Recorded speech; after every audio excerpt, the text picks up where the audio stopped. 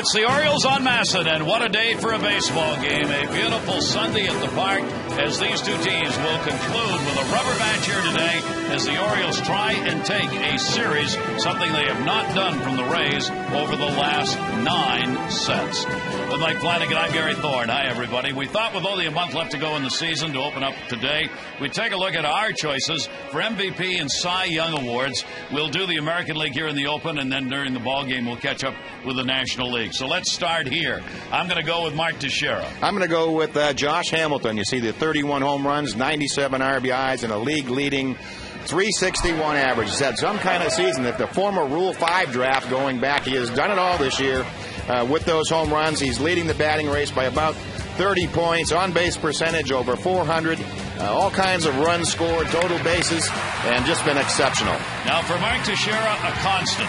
He leads the team in home runs, RBIs, and runs. He's played in all but 3 games this year, and he's the #1 fielding first baseman. In New York, to be able to put those kinds of seasons together over and over, I really like Mark Teixeira. Our choice is there. Cy Young Award.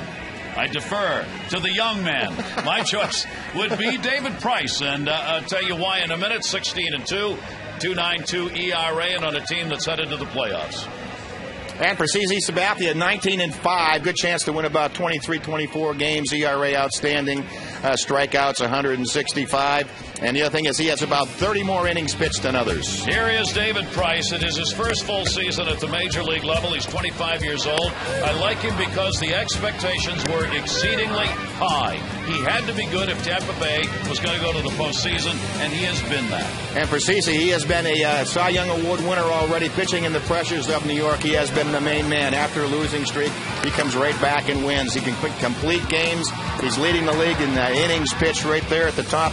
Good chance to win 21, 22 games for the Yankees. All right, those are our choices. The awards, of course, are voted on prior to the beginning of the postseason, so it's based on what happens in the regular season. The writers have the choice. Now, both Mike and I felt there needed to be an extraordinary announcement here today of the MVP in both of our hearts. We know those guys, one of those will probably win it. But this young man deserves an MVP award. Last night, one of the greatest catches of the 2010 season was made by the man in the white shirt with a glove that was bigger than he was. He caught the ball, and the smile afterwards, as they say, priceless. One of those perfect baseball moments. That was unbelievable. Wish we had his name, but we don't. He will forever simply live as the kid who was an MVP in center field. All right, we are ready to go. It is a gorgeous day here. This will be the final game of this set, end of the homestand.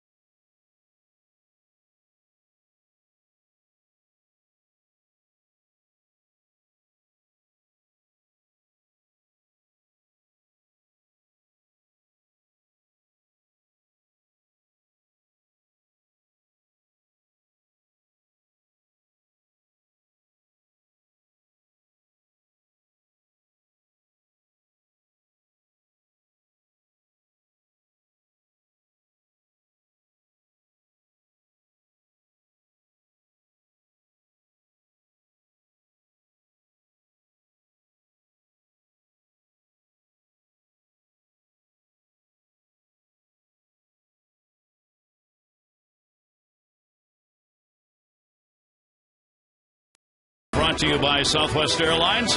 Go to southwest.com, grab your bag. It's on. Cal's going to be joining us, third inning on this the celebration of the day that he tied Garrick. Fans coming in on an absolutely gorgeous day. Take a look at our train game time temperature. 75 degrees. Blue skies everywhere. All kinds of sun and a little breeze blowing out the center.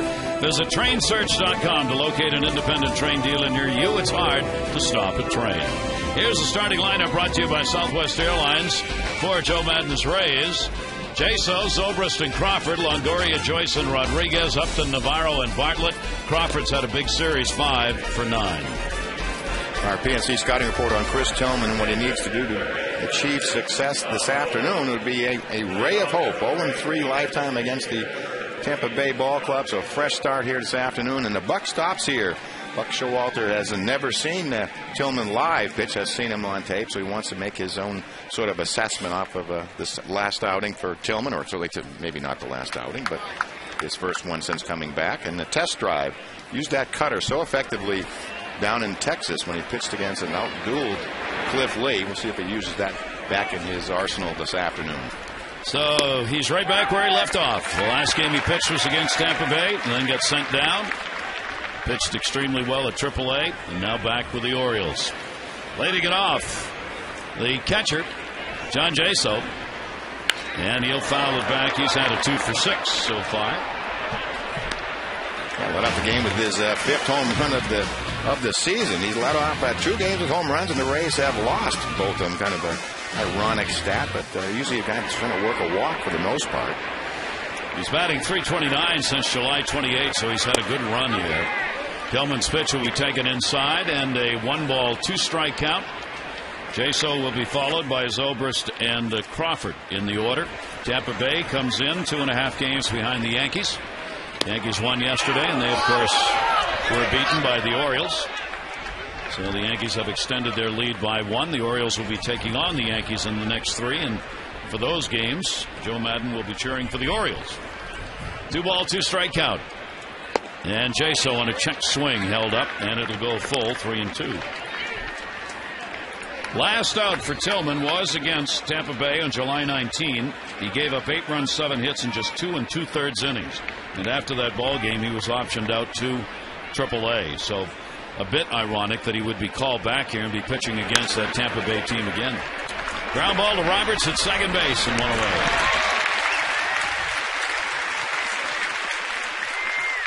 Let's take a look at the defense this afternoon. Felix P.A. will be in left field. Corey Patterson out in center field, replacing Adam Jones. Nick Markakis will be in right. Bell back at third base. As Torres at short. Roberts at second. Wigington will man first base. And Craig Tatum will get the call behind the plate, giving Matt Wieters at least the first part of the afternoon off.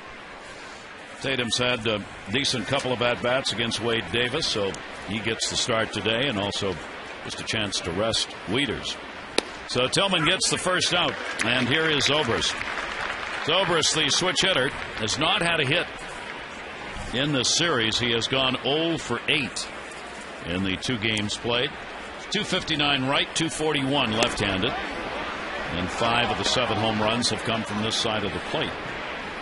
Also leading the league in sacrifice flies. He has 1 of those. He got 1 in game 1 of the series. 1-1 delivery to him. And Zobrist will take it. Tillman's got it in there for a strike. And so far, Tillman looking very relaxed on the mound. And throwing some strikes here to hitters. Gets ahead here, 1-2. Had a win against Texas, the only win he picked up. Losses against Boston, New York, and the Giants in the interleague play, and then against Tampa Bay. Ty Wigington. Tillman covering. Nice play. Wigginton's throw not exactly where he wanted it to go, and pretty good reach right there by Tillman. Yeah, pitcher's calling one of those backbreakers. Gets him a low feed. Tillman's good job of getting over, and right here you can see that the quick wrist flip. It's almost like in basketball. This thing is never lead a pitcher. Throw it to him. A little bit low and behind. You can lead a pitcher to first, but you can't make him touch it. But you can't make him talk. If he's left-handed. 2 down. Here's Carl Crawford. We showed you Crawford a big series. He's 5 for 9. And he will foul that one back. 5 for 9 in this series.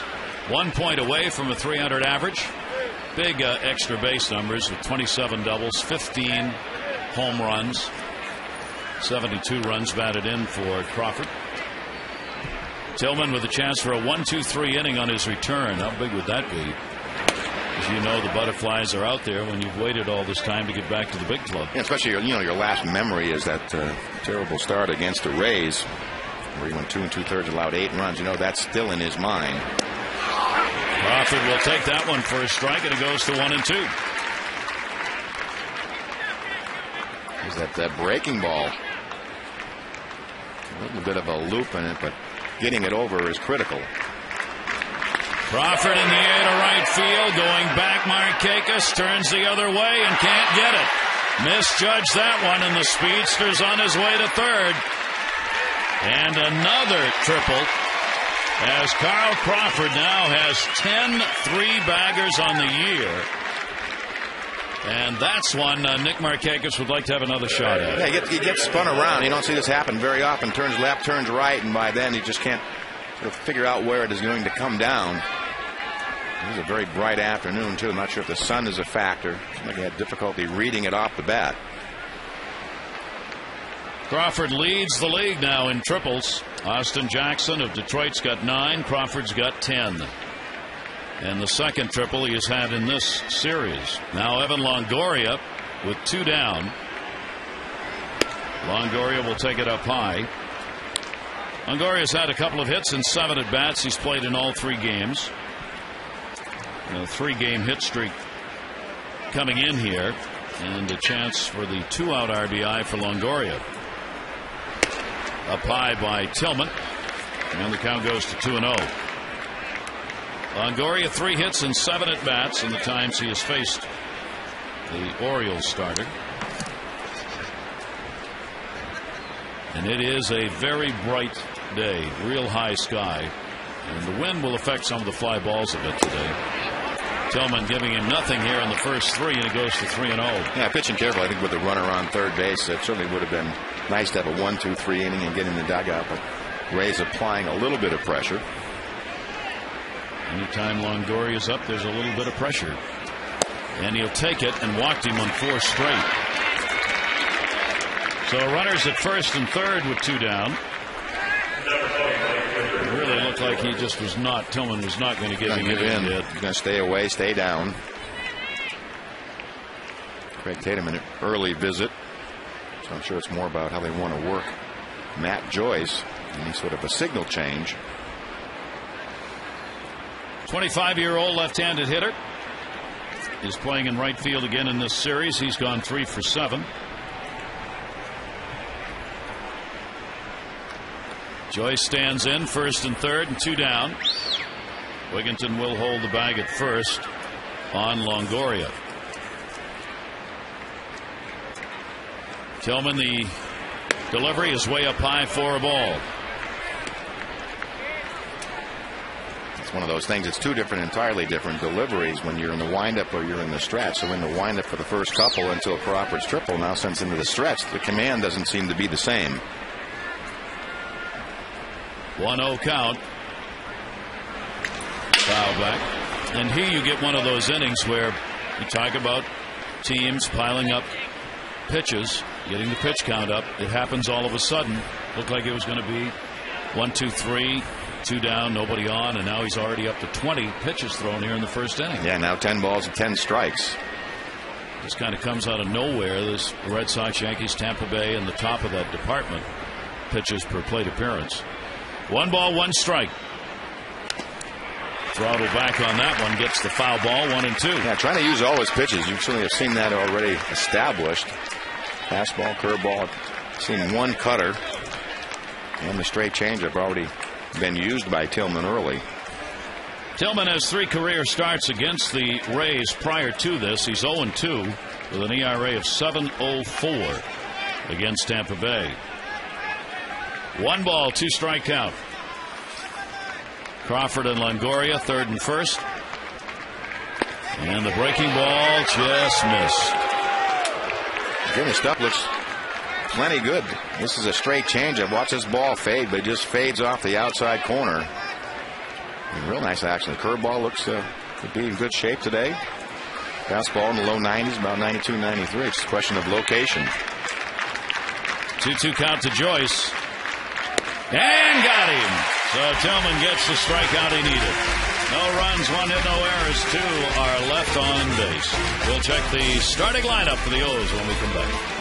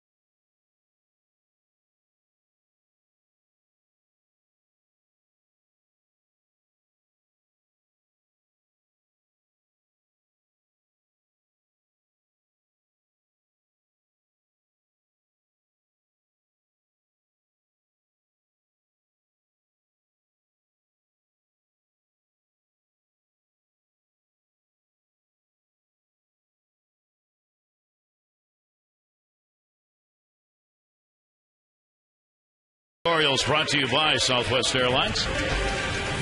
O's will have Roberts, Markakis, and Wigginton, Scott, PA, and Patterson. Tatum is Torres and Bell versus Tampa Bay for Felix, PA. A very good .326 average. Our PNC scouting report on Wade Davis and what he needs to do to achieve success this afternoon. He has been Crash Davis against the Orioles, 3-0 lifetime with an 0.75 ERA. That's just 2 earned runs in 24 innings of work. Returned to sender off the DL 2-0 with a 2.77 ERA, and it's a rookie matchup. Wade Davis and Tillman faced off there in July. Ryan Roberts up. There's Wade Davis, 23 starts, 11-9 record. Really almost a tale of 3 parts of the season for Davis. Down the line, it'll be a foul ball. Yeah, started the season with a real fine record, and in the middle, I think he went 0-5 in June and finishing up strong since coming off the disabled list. Real good numbers since the All-Star break for the 24-year-old right-hander. Was only 2-2 last year in 6 starts. This is going to be his 24th start of the year this year. Roberts the other way, trying to straighten it out just a little. It'll end up being a foul ball again. And it's 1-2. Let's take a look at the Rays defense this afternoon. Later. Before 17 games, 6-9 before the All-Star break, after 5-0 with a 3.35 since the break. 1-2 delivery. Roberts, that'll be in the hole. That's a base hit. And a 4-game hit streak for Roberts. If you're going to pitch him away, he's going to hit the ball that way, and he finds that 5.5 hole just out of the reach. Longoria, no chance. Well positioned, well placed. 17 straight games. Second only to Paul Konerko with a stretch that's in effect right now. Konerko 25 consecutive that he's been on base. So Bryant's on. That'll draw the attention of Davis and Nick Markakis. Markakis 0 for 10 off Wade Davis. Yet another one of these Tampa Bay pitchers who has been pretty effective against Nick Markakis. Yeah, however, last night. Yeah, big night last night. 2-run home run, 9th of the season. Turned on the ball. First pitch, they really had a chance to pull a ball. Singled his next time up and retired his last 3. First home run for Nick since August 5. Ryan Roberts with a decent lead and Davis with a hard throw over. Ryan has got 7 stolen bases and 9 chances. Limited tries, of course. Only his 41st game this season because of injuries. And a step off, Markakis out of the box. Yeah, we talked a little bit about it yesterday with Roberts. He's 34 steals lifetime against the Rays. Been caught just 7 times. 0-1. Getting the throw over to get him back. Outfield gives Markakis that big right center field hole as Upton has moved over a bit towards left, and both Upton and Crawford are playing fairly shallow. More than fairly shallow. They're about as close as you'll see. They're really in against Markakis. And they got him picked off, and he throws it away. Roberts is going to go over to third base. Chased down by Zobrist, who will run it back in. They had him, but the throw was in the dirt. That was like a little flinch move by Davis. And again, just throws it out of the reach. Ben Zobrist playing first base today. No Carlos Pena over there. Sure, as a left-hander would have been able to handle it.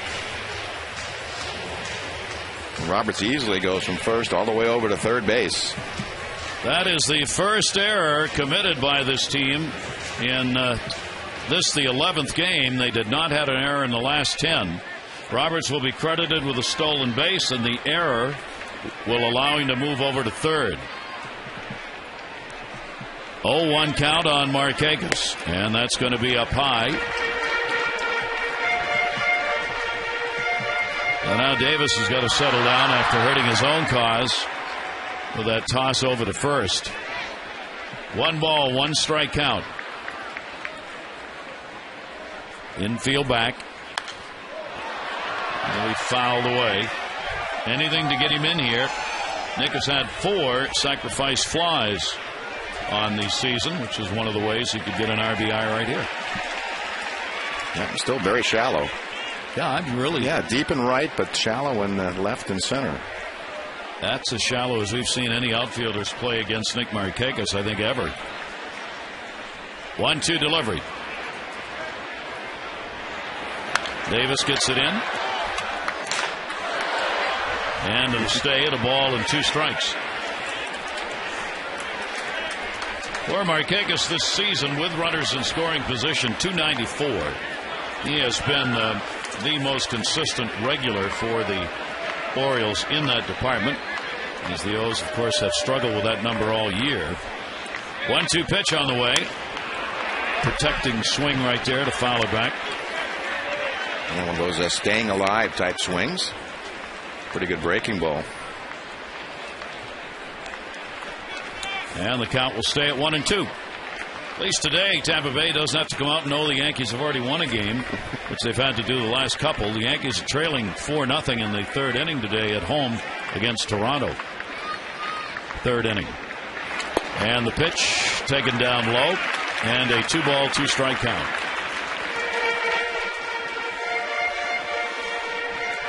We start this day in the American League East with New York up by 2.5. Minnesota's got a 3.5 game lead over Chicago. The White Sox have won 5 in a row, though. Texas's lead is 8 over Oakland. 2-2 delivery, and that'll be taken outside. So Davis really having to work. Markakis forcing him to throw some strikes. 3-2. And trying to turn it up, too. 95, 96 the last 2 pitches. Tampa Bay's lead over Boston in the wild card race is 7.5 games. The Red Sox lost a doubleheader yesterday at Fenway. 3-2 delivery, and Markakis will win the battle. A base hit and an RBI. Joyce will get it in. Big time at bat for Markakis. Yeah, fought off a couple of pitches, stayed alive, worked the count to 3-2. Davis throws him a strike, and Nick right on it. Line drive, clean single to right. So the Orioles get one early, and Markakis has got his 49th RBI. Brian Roberts scores. Orioles take advantage of the error that got him over to third. Still nobody out. Ty Wigginton. Wiggy with a 3-game hit streak. He'll pop that one up first into that high sky. Zobrist follows it back and gets it. Designated hitter, Luke Scott. Luke Scott, the last couple of nights, they've played all kinds of different shifts, and he's been able to beat it on a couple of occasions by going to the opposite field, well-placed base hits. They've thrown a couple of different kinds at him. They put everybody on the right side, it seems, but he is just worn out this club. Hitting .409, 5 homers, 9 RBIs, and has walked 10 times, so they just don't give in to Luke and have gone to the walk attack primarily that last couple of series. Longoria is going to come over to talk now to Davis, positioning-wise. He had moved over in a full shift. Now they're going to go the other way. They're coming out of the full shift and putting Bartlett back on the shortstop side of second base. And Longoria right where he would normally be at third. One down. Maybe the first time Scott has come to the plate this year without having some sort of a real shift. No, now they're going to go into it. You talk about this is like a prevent defense in football. They just keep moving an option depends on play. The down and the yardage. Yeah. So Joe Madden on the first pitch had him regular. Once the strike came, they go into the big time shift. I mean, I'd like to see who's directing traffic in the dugout, because this is a pitch by pitch defensive alignment. 0-1 count. He's got the whole third base shortstop side wide open. And the outfield is playing in an arc. Yeah, right. If you look at Crawford in left field, well, we were just talking how shallow he was for Markakis. Now he's in left field, is practically on the warning track. Upton in center is shallow. And in right field, they're playing normal depth. That is a very strange defensive alignment. One away. Markakis on at first base. Here's the 0-2 delivery on the way. Scott will take it, and it's down low, and a 1-ball, 2-strike count. Luke comes in with a 4-game hit streak, part of the 3 for 6 that he has had in this series. Davis has held him to 2 for 10 in the times they have faced one another. Luke is 7th in home runs in the league. .350 average at home, the second best number in his home park in the American League. And the 1-2 breaking ball misses inside. I think what the Rays try to do is just to almost chop off a third of the field. And have all the players bunched to the right side altogether. Count still now 2-2. 18th pitch coming from Davis. Sometime. And an accurate throw to first. Jose Bautista of Toronto has led the league in home runs. Looks like he'll do that this year. He's 10 ahead of Miguel Cabrera. Bautista's got 43. Cabrera's got 33, along with Konerko. They're in second. 2-ball, 2-strike count on Scott. And Davis floats one outside. Boy, that's pitching against your D. Scott ever reaches one of those on the outside corner and just flicks it towards third base, you'll have it a single, maybe a double. Yeah, that's the thing about this kind of defense. You wonder if it doesn't go through a hitter's line. I was just trying to think how many times out of 10 times could Luke hit a ground ball to right field or left field or a line drive to left field. If he did that in 4 straight games, you think they'd stop it? Yes. 3-2. See if the runner goes. He does. One away. Pitch is a ball. No play. So the walk surrendered to Scott. He wins that battle, and the Orioles in these long at-bats here in the first inning are winning the skirmishes against Wade Davis. Let's take a look at the defense, and not sure where they're going to be. They're going to be all over this field, but they'll start off with Crawford in left, Upton in center, and Joyce will play right field. Longoria at third, sometimes at short. Bartlett at shortstop, sometimes at second. Rodriguez at second. Zobrist and Deano Navarro behind the plate. Now the Orioles have runners on at first and second for Felix Pie. Pie with a 2 for 8 in this series. Orioles would love to be able to jump out big time here against Davis, as they've got him a bit on the ropes in the first inning as far as having a big inning is concerned. PA has faced Davis 8 at bats, couple of hits. Markakis on at second base, Scott on at first, a run in on an RBI by Nick. Davis with a 1-0. Back into the screen, 1 ball, 1 strike.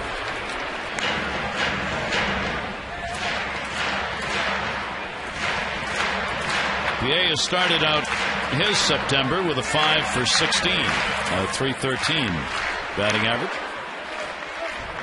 and getting a lot of playing time in left field.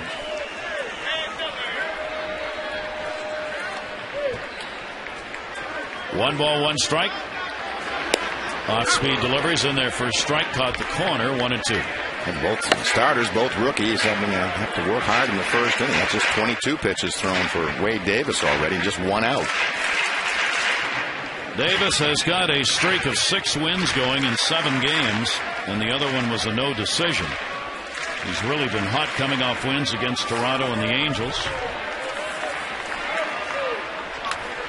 PA will step out of there. Toronto last outing, he gave up 2 runs, 6 hits, and 7 2/3 innings. Solid.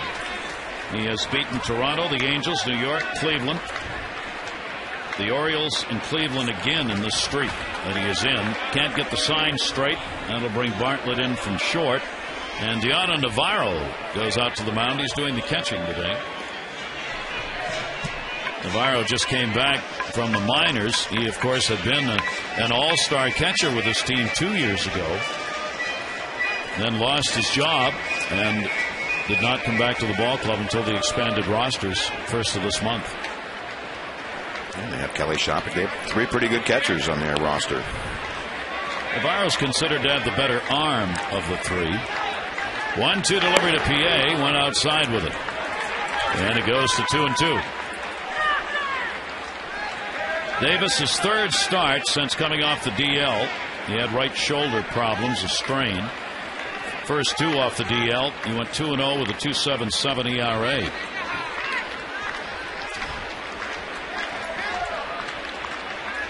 Two-two delivery. PA will take it, and it's 3-2. Boy, Davis finished that pitch with a 360-degree turn. It's time that he is laboring 24 pitches. After 25, 30 pitches, it all starts to break down.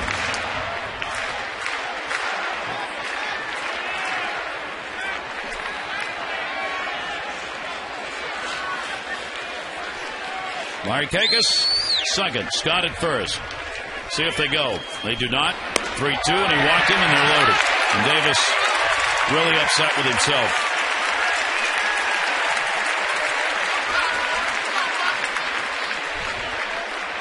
Two walks in a row.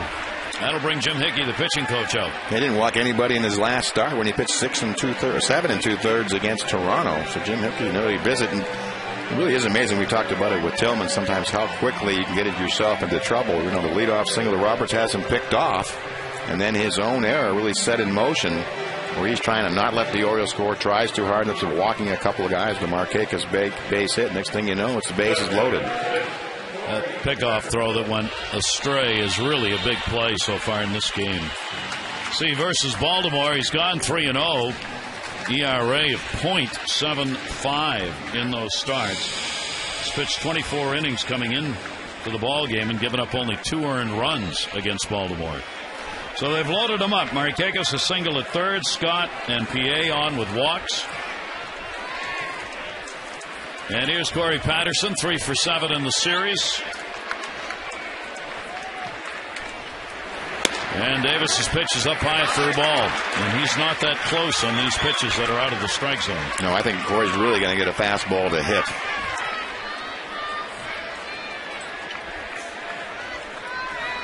Orioles already have 1 in, but they've got a chance for a very big inning. 1-0 delivery. Not even close.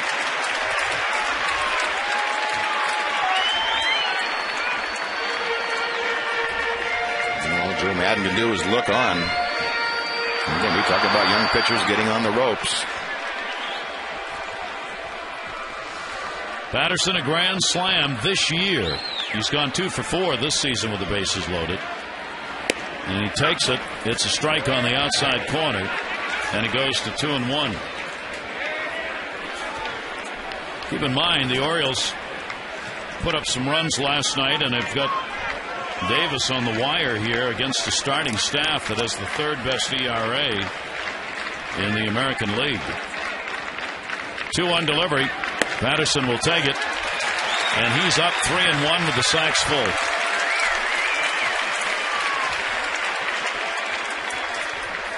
The Orioles got a bases loaded walk last night. Luke Scott picked it up.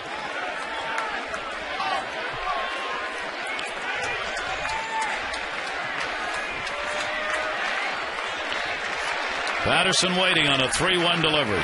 And Corey drives it center field. Upton, runner tagging at third. Markakis. Throw will come in behind the runner all the way to the plate. Down to second, not in time.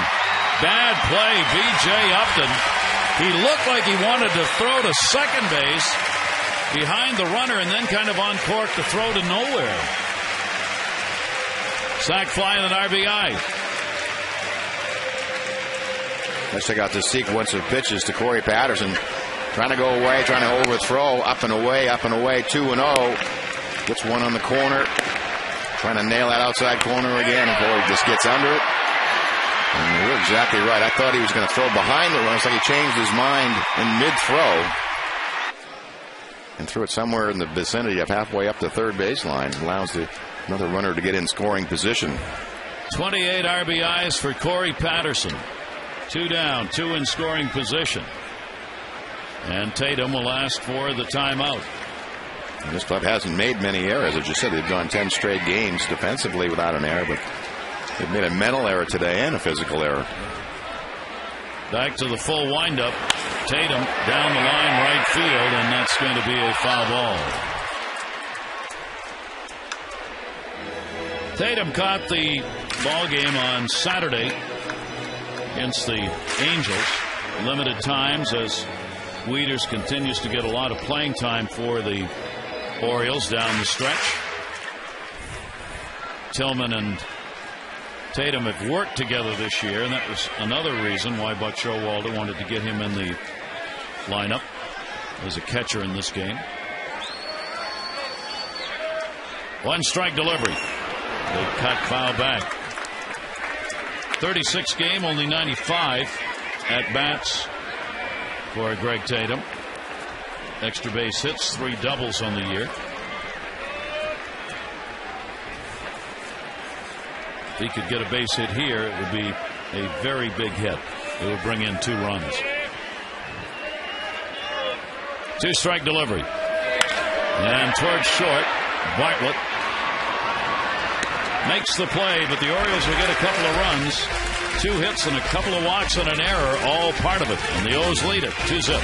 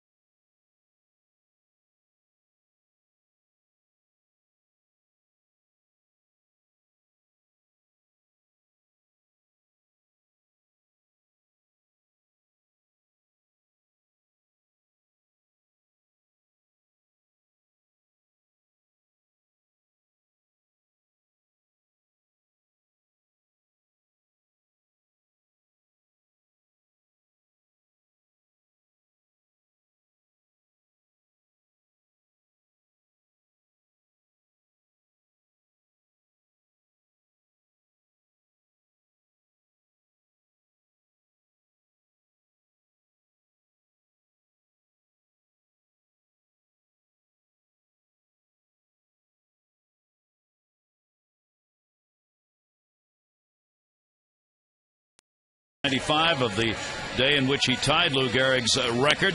Before the game, Buck Showalter said he learned a lot about watching Cal.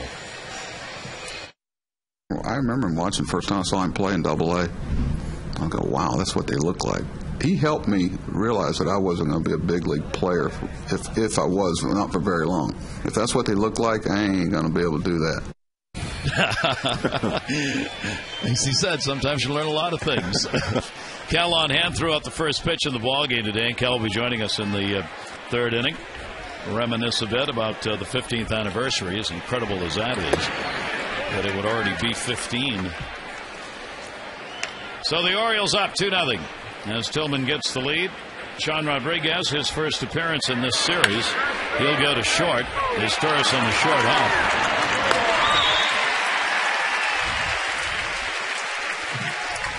.21:30, the number in 95 for Cal on this date.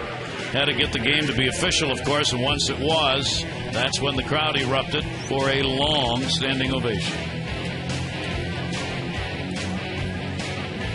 Quite a memorable couple of days here at Camden Yards back in 95. I was in the dugout as pitching coach on those days. It was an amazing thing to watch.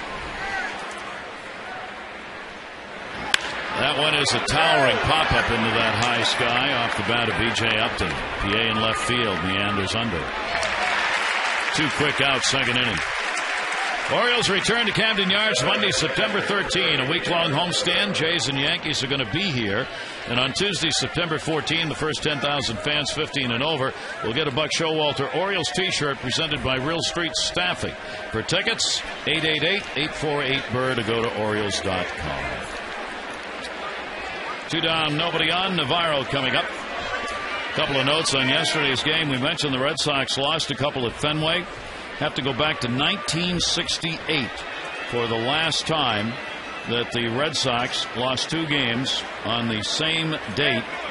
And the amazing thing on that date was the winning pitchers on the other side would both become members of the Red Sox. Louis Tiant and Sonny Siebert were both pitching for the Indians at the time. That's the last time that the Red Sox were held to 2 runs in 2 games at Fenway on the same day.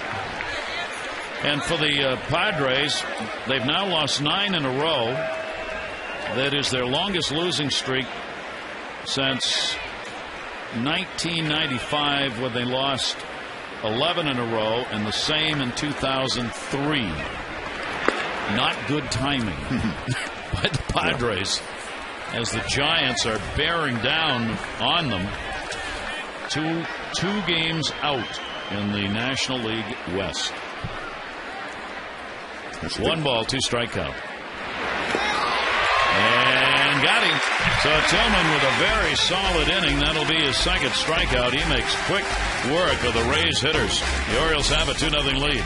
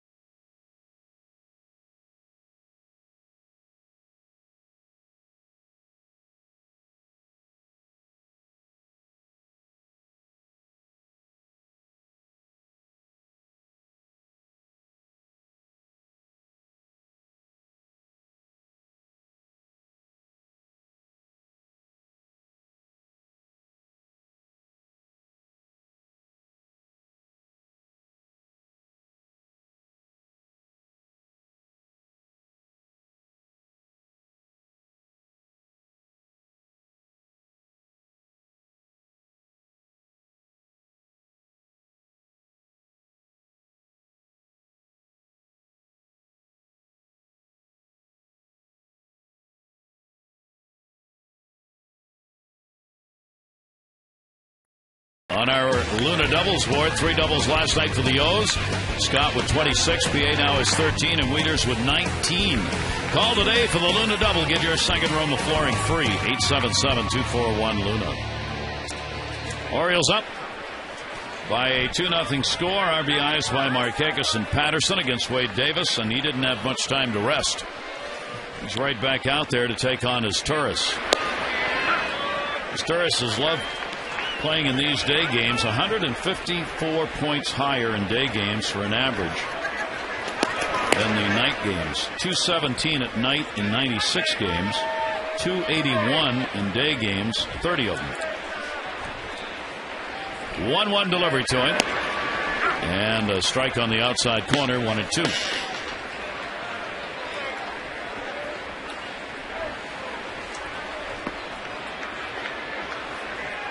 Hitting at 232 overall on the season. And Turris going to up it right there. Another bingo in the sunshine. There you go. A leadoff single for the Orioles shortstop. Josh Bell batting ninth, playing third. Lugo played third yesterday for the O's. Bell played in the first game and went 1 for 4. For Bell this year, hitting just 182 against Tampa Bay pitching. Couple of hits and 11 at bats. He struggled recently, just 2 for his last 20. Orioles get their third hit of the ball game, and that'll be swung on and foul tipped. Final note on the Padres. You may be wondering about how they've lost ground in the 9-game losing streak. They had a 6.5-game lead on August 25. That is now down to 2, but considering they've lost 9 in a row, it could be worse. Huh? Yeah, it's difficult when you start losing. You really feel like you're not controlling your own fate. You know, if you just win, everything will be all right.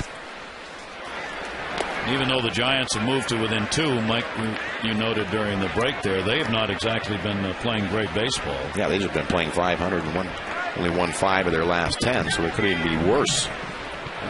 Which is probably torturing the Giants some. Yeah. You just let those games get off the calendar. 1 ball, 1 strikeout as Turris off first base, and he'll be back to the bag. Throw made. Bell waiting at the plate. The Orioles closing out this homestand. 2 wins, 3 losses so far. So a chance for a 500 homestand. Looking for their 30th win at home. Bell swings through it, 1-2. Over the last 20 years, the lowest win number at home for the Orioles is 30, and that was in 2001. So with a victory in this ball game, they will have their 30th home win of the season. 1-2 on Bell, and that's there, and Davis will get his first strikeout. Backdoor breaking ball catches Bell looking. Take a look at the 1-2 pitch. And in that outside corner, nice frame by Navarro. 1 away, back to the top of the order. Brian Roberts. Brian had a single, stolen base, and error moved him to third, and he scored.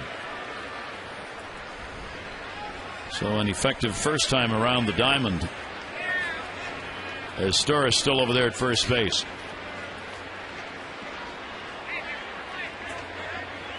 Davis's delivery to him. He is taking all the way, and it is outside for a ball.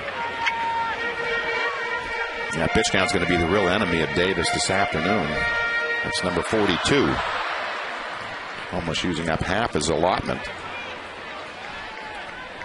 Davis has been taken out of there right around that 100 pitch mark. He doesn't go much over that.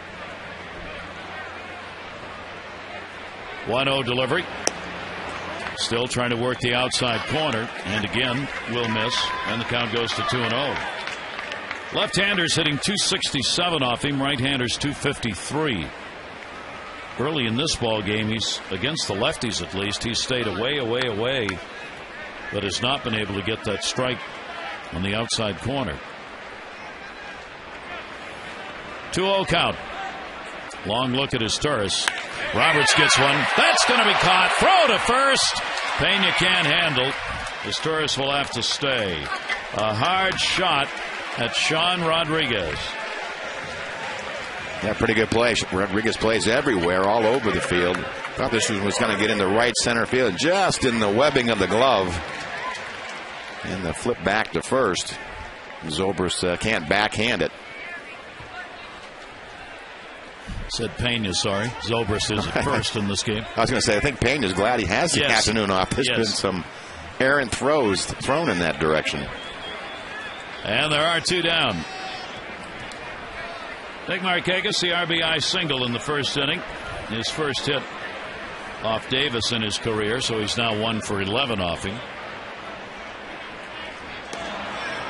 And Davis, at least after throwing one away, has been willing to throw over a couple more times. And our fan of the game, there you see Chris Morgan, our Maryland Lottery Hit It Here fan. Orioles hits the Hit It Here sign. Chris, you get $100,000. You could become a fan of the game. Go to mdlottery.com/hitithere. Chris, good luck.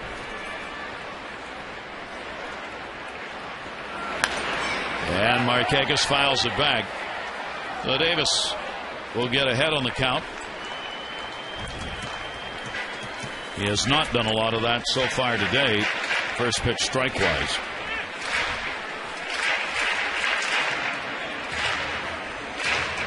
On the road for Davis this year, 5-3, ERA of 4.3.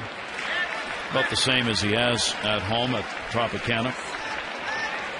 0-1 count.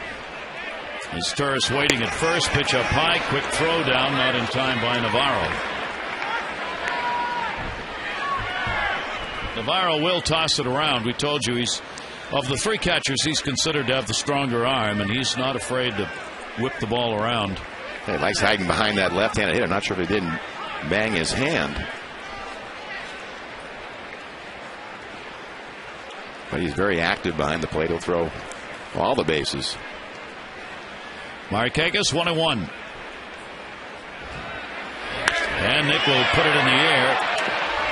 Shading. Upton finds it and puts it away. So no runs on 1 hit with the base runner left on. Cal will be joining us when we come back. 15 years when he tied Gehrig on this date.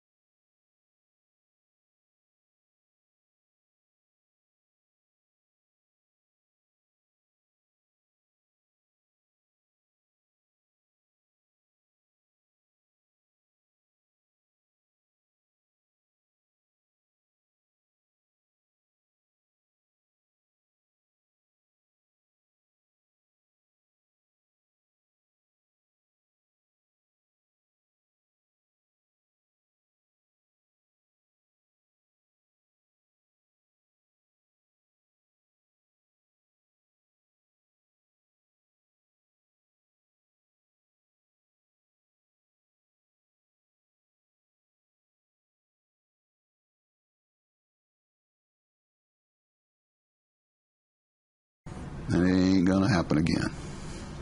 Count on it.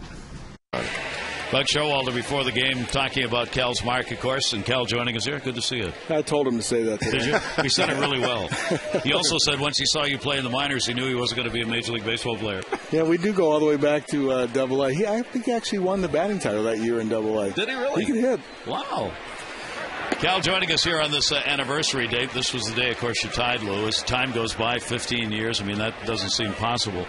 Does the memory change a little bit for you about, do you remember more or less things that happened? Think about it more or less? You know, I have my own memory from inside my cleats from that night, and I like to preserve that as best I can. But then when you see the replay of the game, and then other people talk to you about their experiences, it broadens over time. Yeah. I took, the car that the Orioles gave me that night. Would have been a Chevy Corvette, but then I took a Tahoe because that's more my style. I drove that to the ballpark today. Did you? And so it feels like you're going back in time. I mean, and so I drove it to the ballpark and almost felt like you're coming to the ballpark again around that time frame. So it was really cool. And it's been in the garage for 15 years and hadn't used it, right? It's well kept, and it's in the garage. And we're actually thinking about a few things to raise money for the foundation. So I think we might have a few ideas for that car to raise some money for the Cal Senior Foundation. Good for you. Runner on at first base here with the base hit is Bartlett. Jaso grounded out his first time up, back to the top of the order for Tillman. You heard what Buck had to say, and I mean, everybody feels. Do you feel the same way? I mean, nobody's going to get that mark again, huh? Well, I mean, I do have a different perspective because I did it. And so if I can do it, certainly somebody else can. But, I mean, it's going to take someone that's persistent, someone that has their dad that's on the bench for at least 11 of those years, making sure that you do the right thing. Beautiful double play turned right there on the 3-6-1, 2 down. That was a nice double play. It's pretty good, huh? Ty Wigginton has really developed over there at first base and getting it done. How much did it matter that Dad was on the bench? I mean, what was the impetus, the extra impetus? Well, I mean, I didn't set out to break this record. I wasn't obsessed with Lou Gehrig. It was a right way to approach the game, and Flanny knew this from Dad. You come to the ballpark and you're ready to play, and if the manager wants you to play, then you give it the best you can. And the managers created that streak by my willingness to play. And I was fortunate enough to be like Eddie Murray in the middle of the lineup that they wanted me to play every day. So, That one in the air to right. Nick Markakis going back and looking, and goodbye, home run. I can still recognize that sound of the bat. Boy, you didn't even have to look. That is Zobrist who delivers the solo shot. Then Zobrist will get him on the board, and it is a 2-1 ball game for Zobrist. That is his 8th home run of the season. That certainly happens a lot here. When somebody turns a double play, and I don't know from a pitcher's perspective, but from an infielder's perspective, everybody seems to breathe a sigh of relief, and all of a sudden, bam, relax ball goes out of the ballpark. Yeah, I'm used to you and Eddie behind me yelling, uh-oh. Eddie used to have that high-pitched scream when they would head for the right field seats. Remember that well, too. Yeah. Thanks. 1-0 count on Carl Crawford here. Base is empty, so it is a 2-1 ball game. Crawford had a triple his first time up. All your homers were solos, though, weren't they? Right, all 480 of them. He told me that. So that's true, huh? Yeah. They were all solo shots? You bared down many of them got on base. Yeah, I got it. 1 ball, 1 strike. And that'll be fouled away. Did you have any understanding with your dad that you talked about as to playing every day when it got to the point where you could see the numbers in front of you? Did he say it's up to you? No. Son, you want to come out, you tell me, or not? No, I mean, Dad was the one that broke the inning streak. Remember that long inning streak? I played 5 years of my not coming out of an inning, any blowout game either for us or against us. And Dad was the one that set me down on the bench in Toronto. We gave up 10 home run game. And Ernie Witt, I think, hit 3 of them. Mm-hmm. And he said, what do you think about coming out for an inning? And I go, what do you think? And he said, I think it'd be a good idea. So I said, okay. And that was the only conversation. It really was a matter of pride to be an everyday player. And the definition of an everyday player is, coming out there to meet the challenges each and every day. And it turns out to be 162 in the schedule. I never really thought that 158 was different than 162. If you can do 158, you certainly can do 162, and you might get a few more hits if you go out there for the 4 games. Yeah. Well, you certainly did that. A great ovation again here. The love of the fans for you is obvious. Cal, always great to see you, and you're welcome here anytime. Thank you. It was a wonderful ovation. Really made me want to come back in some ways. Just drive it right up. Come on. All right, Cal joining us here, and this is the anniversary date when he tied Lou Gehrig's mark for consecutive games.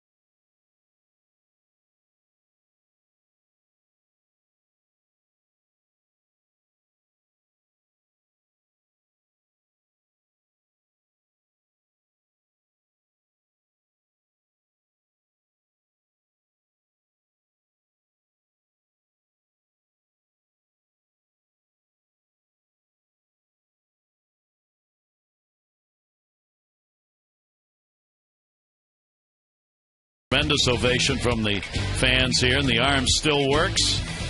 And great to have him come by and say hi again. And talk about Flanny and the solo shots. This is great to have these. Well, it's such a familiar. Heard that many times. Ty Wigginton as we go to the bottom of the third inning. A 2-1 lead now in this rubber match for Tampa Bay and the O's. Home run by Zobrist, getting them on the board. Davis, Wigginton popped out against him, and that's going to be taken down low, and a 1-ball, 2-strike count on Ty Wigginton. Yeah, the amazing thing, again, just I guess you have Cal in your mind, is that in that streak, and I was either a player or a coach, from the beginning of that streak to the end of that streak. Played it short. Bartlett over to Zobrist. I can honestly say I never, ever, and especially even at the end when he was going to break it, saw him sort of drag himself into the clubhouse like it was not work. He was one of the most, I would say, playful people in the clubhouse, wrestling with other guys and doing all kinds. I mean, I can remember sitting there going, this is the week if he can break this streak. What if he caught his finger on something or, just a fluke injury? And he never, I think the good thing was he was never really ever trapped by the streak. It never took away from anything. He didn't become apprehensive about doing certain things. He just went for it. Which is probably why it worked, huh, Mike? I think so. Yeah. Because usually in life, if you start thinking about something like become that, defensive. You're right. That's the first thing you're going to do. That's right. I'm not going to shut my finger in this door, and the next day you shut your finger in the door. Absolutely. So he just went ahead and played the game. And he just loved playing it so much. Against Luke Scott, we've had this movable shift again. Longoria started at third base. Now with a 1-1 count, he moves all the way over towards second. And they've done that twice now with Scott up. He walked the first time, so didn't have much impact. Maybe it did. The infielders are tired from moving. I've heard some people refer to it as the 3-4 defense that they employ, the 4-3 defense. Right now it's kind of the 4-3, all on the right side. Yep. Leaving that whole shortstop third base area open again. Davis with a 1-2 count on him. Just off the end of the bat and back by Luke Scott. For Luke, he is 5th in the league in slugging, 7th in homers with 26, 7th in OPS at a .925 rate. And as Mike mentioned, against this Tampa Bay team, he's just put up extraordinary numbers this year. So they're very careful with him. 1-2 delivery. He'll foul that one right straight back. We've talked a lot in the series about how the home run has been used by Tampa Bay.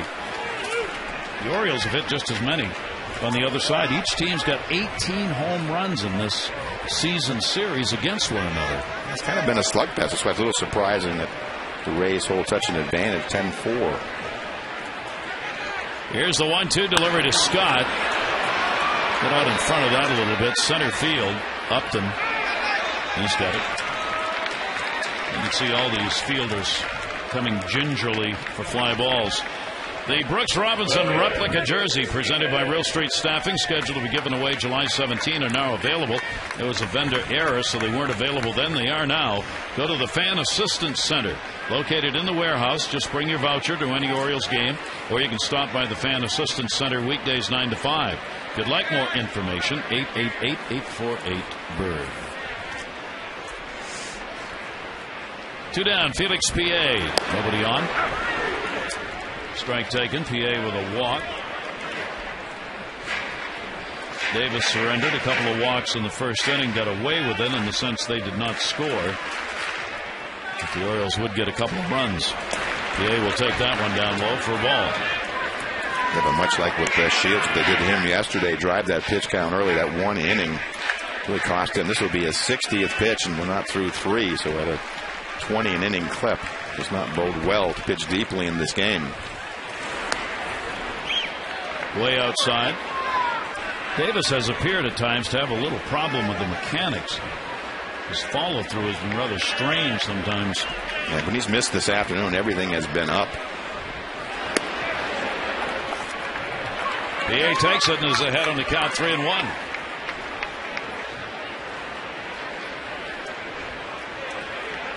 that first inning, 33 pitches and 14 thereafter in each of those innings. So settling in better. That's more of a normal number. So he walks PA after getting ahead of him,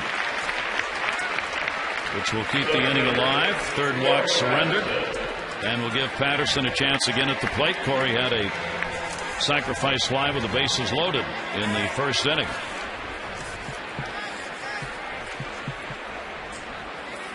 .28 RBIs on the year now. Adam Jones remains out of the lineup. May be available for the game tomorrow. Just not sure on when that shoulder is going to feel right and when they can put him back in. We remind you it's another day game tomorrow. The Orioles on the train up to New York after the game tonight, and then Brian Madison, A.J. Burnett. It's a 1 o'clock start at Yankee Stadium tomorrow. 2 down. Runner at first base. Towering fly ball brought Joyce in. Now he's back looking, and goodbye, home run. Corey Patterson launches one over the scoreboard in right. 2 RBIs, and the Orioles extend their lead.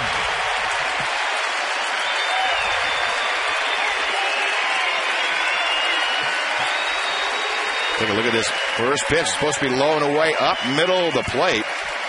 I think the only person in the park that knew it was gone was Corey, because he starts leaning back, and that ball just kept going. How about Joyce moving in? Broke in. He broke in on the ball, and it ended up and over the scoreboard. So Corey Patterson, a big day. That's 3 RBIs in 2 at-bats for Patterson. 8th home run and 30 RBIs in the year. State Farm donating $100 to the Wounded Warrior Project. Every home run hit by the Orioles in the second half of the season. And that extends the lead to 4-1 on just one big cut. 22nd home run surrendered by Wade Davis this year. 13 of those have been hit by left-handers. Foul back by Tatum, who grounded out his first time up.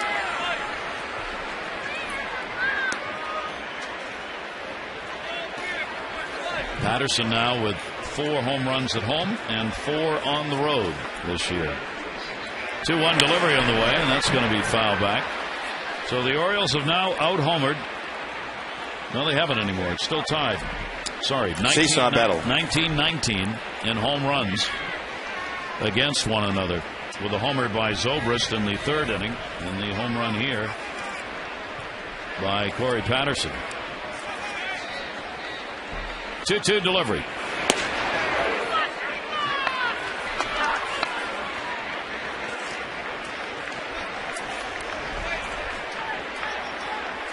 For a team that's been built and has won on their pitching this year, their games against the Orioles have been not the way they've been against everybody else. That's going to be a base hit. No, Tatum is on. Craig Tatum delivers a single. He's 1 for 2. If they just keep the line moving against a pitcher that's had terrific success against them in the past. Again, Davis 3-0 with an 0.75 coming in. Only allowed 2 earned runs. And already 4 against him in this one. Orioles with 5 hits in the ballgame now. Here's Asturis, who's got one of them a single. And fouls that one straight back into the screen. One thing Tampa Bay will be concerned about, having watched last night Shields and Davis here, and even Garza a bit, is the tired arm syndrome towards the end of the season here, that their starters, nobody said they got it, but you begin to wonder when you see these kinds of games being played where the opposing offense is putting up some numbers. That's taking nothing away from the Oriole hitters. Fouled away, and a 2-strike count on Asturis. No, and that's the thing. These, when you're in this division, you're going to be seeing or be exposed certainly to these pitchers for an awful lot. We see the records and the numbers against Roberts with 50 at bats during, against James Shields. That's what happens when you really get to know each other about as well as you can. Tampa Bay, of course, wants to win the division, trying to overtake the Yankees. It's either the Yankees and or Tampa Bay, probably going to be the wild card. See the games left: 7 against Tampa Bay for the Yankees, 6 against the Orioles, 6 against Boston. Tampa Bay, they've got 7 against the Yankees. Another 3-game set against the Orioles, which will be coming up in Tampa Bay. Tampa Bay's schedule is a bit more spread out with the games against Kansas City, Seattle, and the Angels. Of all of the teams in the pennant races in either league, Tampa Bay had the so-called better schedule as far as opponents under 500. Right. 0-2 count. And missed again on that outside corner pitch, 1-2.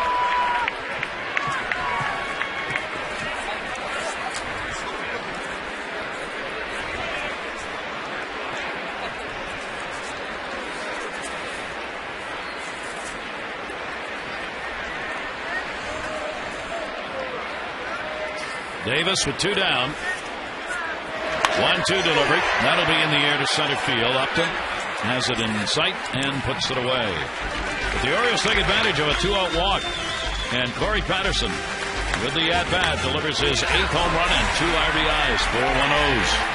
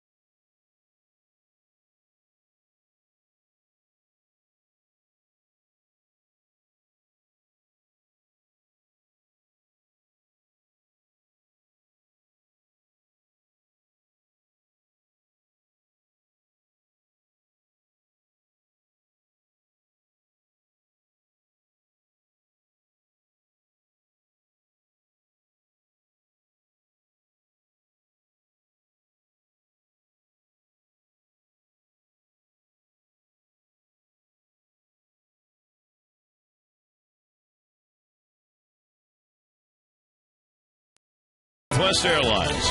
Go to southwest.com. Grab your bag. It's on. Good ball game here as the Orioles try and come away with a series win. Chris Tillman activated for the game today. Now staked to a 4-1 lead. He has walked 1, struck out a couple, given up the home run to Zobrist for the only run in the ball game. 1-3-1 for the Rays, 4-5-0 for the Orioles. Longoria will take it. It is in there for a strike. Longoria drew a walk his first time up. Joyce and Rodriguez to follow for Tampa Bay as we go to the 4th inning. Down to 3rd. Bell. Longoria's retired, 1 away. Time for the AT&T Mobility Trivia question. The answer is Rogers Hornsby, one of 2 players ever to win 2 Triple Crowns. Who was the other? Ted Williams. Ted Williams. The answer is... You're a genius. We knew it all along. Now we're sure. Yes. Yes. Uh-oh.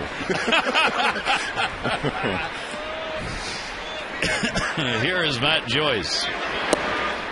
Joyce will take it down low. Triple Crown opportunity in the American League is gone. Bautista, with all those home runs, really has just put himself apart so that nobody's going to catch him there, and he's not going to win a batting title.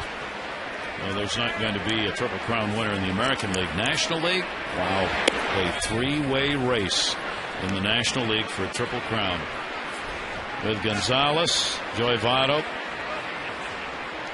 Pujols, all having a shot at it. Last Triple Crown winner was Yaz, Carl Yastrzemski. Frank Robinson won it in '96. Yaz won it in '67, and nobody has won one since. Dick Allen almost in '72. He missed the batting title by 10 points. He won the RBI and home run race. That one hit in the air to right. That's clocked into that well, and that's going to take a hop off the base of the wall. Patterson's got to chase it down. Joyce turning on the guns, heading over to third. He'll go in with a triple. And Tampa Bay has found a way to hit that deepest part of the ballpark in right center field area a number of times in these 3 games. Yeah, just really not considered a triples conducive ballpark. It hits that angle and goes back towards center field. You see right there, Nick was in a position to have it come right back to him. Ends up in the center field area, and with that, Joyce will get all the way around to third. And Tampa Bay with one away. They always try to take that extra base. That's one thing that Joe Madden talks about. First to third, second to home, home to third. And Rodriguez, Sean Rodriguez, up with 1 down. He grounded out his first time up.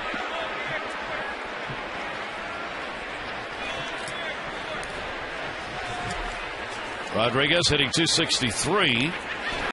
He'll take it for a strike. Gary Sheffield also almost won the Triple Crown in '92. He fell 2 homers and 9 RBIs short in that season. They are the closest, Dick Allen, Gary Sheffield, over the last 30 years to win a Triple Crown. But now you've got Carlos Gonzalez, Albert Pujols, and Joey Votto. We were looking at Carlos Gonzalez's number. I mean, he has absolutely been on fire, hitting .522 in the last 12 games. 6 homers and 16 RBIs. 1-2 delivered to Rodriguez. That's going to be swung out and missed. A look to third to get the runner back. Whoa! Wigginton almost did not see that. Either the sun and or the runner had blocked the throw from Tatum, and that almost knocked him over. And not real happy about it either. Takes a couple steps and just fires a low rocket in. You're right. It's like he didn't see it.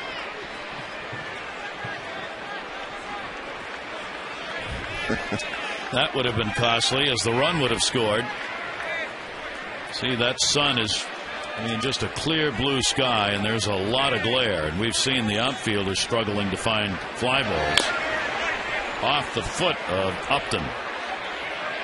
Upton flied out his first time up, and he's going to have to walk this off. Well, again, talking about the Triple Crown, Ted Williams did it twice. He did not win the MVP either year. Writers loved him. Absolutely. Hit .406 in 1941. Didn't win the MVP that year either. Triple Crown in 42, lost to Joe Gordon, and did it again in 47 and lost to DiMaggio. Ted and the Writers ran an ongoing feud that cost him probably 3 MVP awards. Here's that foul ball. Right down off the big toe.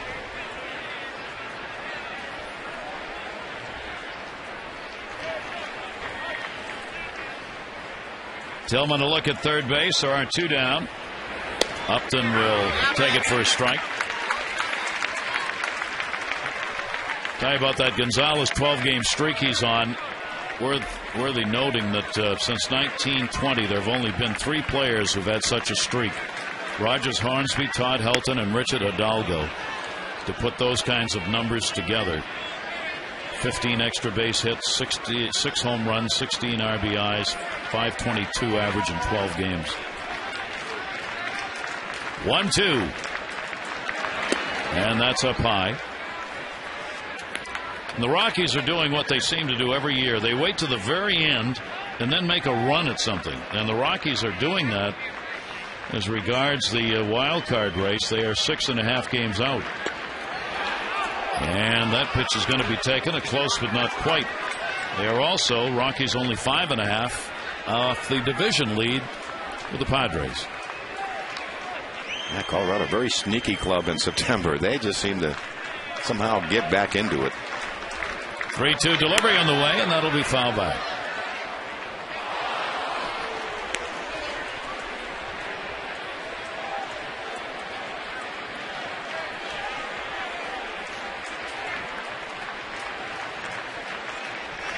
Why do I have coffee stains all over my scorebook and you have none? How do you do that? It was when I knock mine, it goes in your direction. 3-2 delivery and inside, and Tillman lost him and not happy about that one. So runners now at first and third with 2 down. Time's running out for your chance to enter the Oriole Park Fireworks Night VIP experience. One lucky winner, 4 VIP seats, VIP parking. It'll be September 17, Yankees in town. 4 passes to watch BP in the field. Contest ends Wednesday at 5. So enter at Orioles.com. We wish you a safe and enjoyable holiday weekend. Weather-wise, certainly for the East Coast, it's gorgeous. Orioles have the 4-1 lead. Navarro's coming up with runners at first and third and 2 down. B.J. Upton is a base stealer over there at first base. 37 out of 44. Fifth in the league. Yeah, they really have not done much running in this series. They've done their hard running from home. They seem to have been content this series with a left-handed hitter at the plate to keep that runner at first base, create that hole. See whether or not they do so here. Navarro waiting at the plate. Upton not going, and the pitch is up high for a ball. Both pitchers have had to earn their money in this one.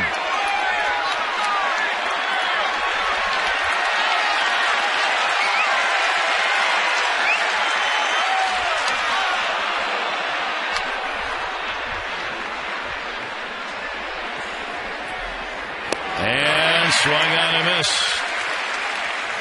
Hoping the dove brings good luck. The fans applauded.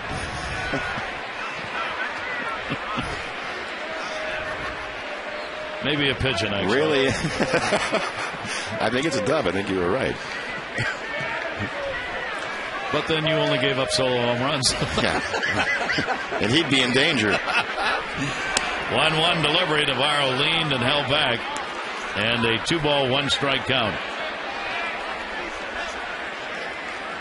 2-1, 2 away. Joyce off third base with the triple. Upton on first, having picked up the walk. And Navarro waiting. Navarro started with the Rays. He hit only .210 in their first 37 games that he played in and got demoted and did not come back till September 1. AAA hit .284, a couple of home runs, 21 RBIs. Here's the 2-1 pitch to him, and Navarro's going to get and out. Ryan Roberts over to get it. Big time defensive play for the O's as Roberts, who got robbed by Rodriguez at second, returns the favor against Navarro, saves a run, and ends an inning.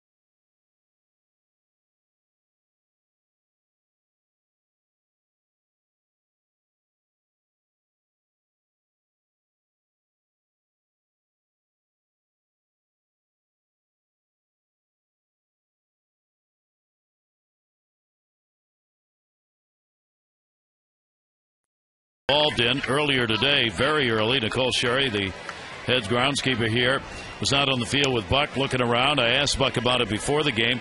He said, I was just really commiserating with her because this is such a tough time of the year to keep the grass healthy. He says the root system is not as good as it is much of the summer, and you get turf starting to dig up a little bit. He said, we were just talking about what it's like. And he has some interest in the groundskeeping area of the yard, doesn't he? Yeah, we had actually read somewhere that Buck said if he wasn't, a professional manager in baseball, he'd love to have been a groundskeeper on a golf course. So he kind of takes an interest in his turf management. Yeah. So they were out today taking a look around. Josh Bell leading it off against Wade Davis. Davis 3 walks and a strikeout so far in the ball game. The Orioles have had RBIs, Markakis and Corey Patterson, who's got 3 of them. 1 on a sac fly and 2 on a home run. Home run by Zobrist, the only run for the Rays. Bell, a strikeout victim, fouls it back.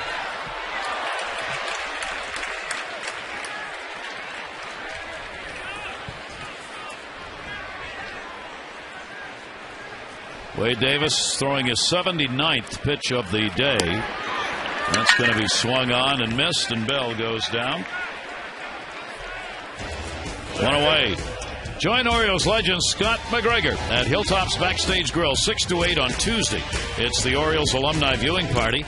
Scott will be there signing autographs, having a chance to meet with fans. Yankees will be on Masson HD 705. That's at High Tops Backstage Grill, York Road, Timonium on Tuesday. Scott will be there 6 to 8. Go to OriolesReach.com for more info. Brian Roberts is lined out and has singled. He's picked up a stolen base and a run scored today.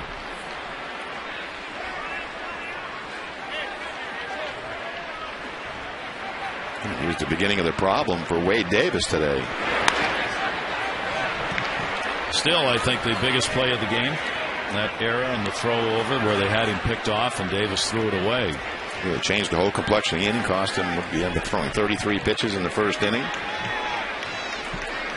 Against the club that hadn't made an error in 10 games and just 20 over their last 66. 0-2 delivery. Deep and foul. Whoa. Right place, right time. The fan walking in the aisle caught that one. Good defense everywhere. Gee. Fans the last 2 games have protecting the bird. Showing some leather. Here's the 0-2 delivery. And came in on him. 2 strikeouts in a row.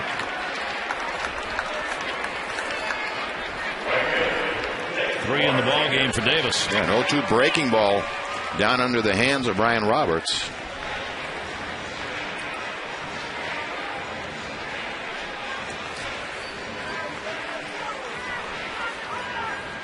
Chance for a 1-2-3 inning. Here's Nick Markakis, who singled and is flied out to center field. Nick will take that one for a strike.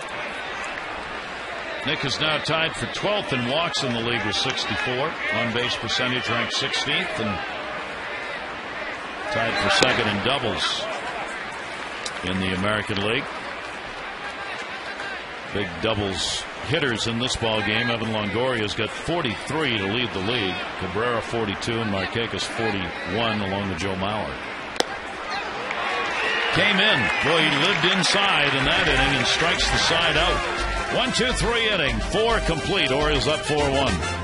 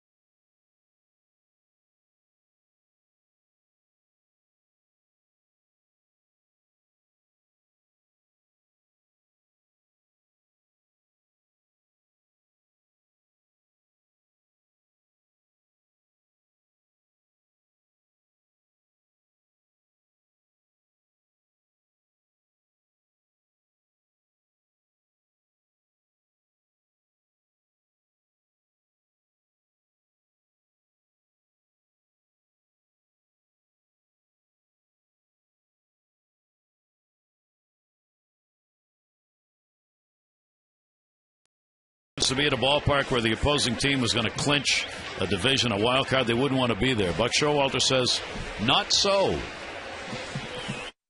I kind of hope in a way, but just between us, that we're there for somebody clinching. I hope our guys see that. I hope, that passion. I hope they see, what it's like.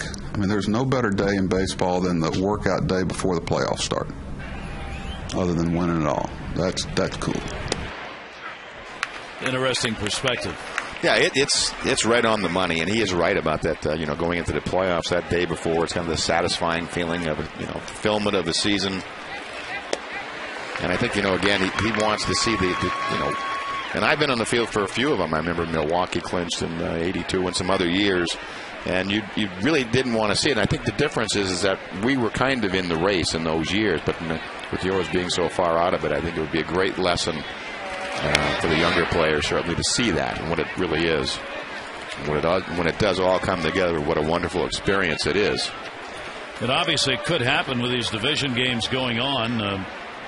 As the Orioles going up to play the Yankees, they have Tampa Bay in Tampa Bay at the end of the month for a 3-game set. 1 ball, 2 strike count on Jason Bartlett. Bartlett has singled, getting his first hit in this series, playing in his 2nd game. 1-2 delivery by Tillman, and a strike in his 4th K. Yeah, 92-mile-an-hour fastball. 1-2 pitch. It's that cutter. It was a pretty effective pitch for him in the start in Texas when he pitched so well, right on that outside corner. This has been a very impressive start in this ball game for Chris Tillman. Called up to make it today. 22-year-old, had been at AAA, and very successful after he got sent down. I mean, he was outstanding in the games he pitched at AAA this season. He made 21 starts, 11-7, 3.34 ERA. Voted to the International League All-Star team, and has come back trying to show that he deserves consideration for next year. But Showalter's not answered the question about how the rotation for the rest of this year is going to work. 1-1. It is a 6-man rotation for the moment, but that's all for the moment. Now, that's the thing. You can juggle it around. Again, we've talked about innings with the young starters, how many you want to go over. He wants some of those young starters to pitch more innings so you can build up that base going into next year where you can add another 30 or 40 more. Pitch will be taken and missed, and a 3-ball, 1 strike count. Tillman working at the top of the order.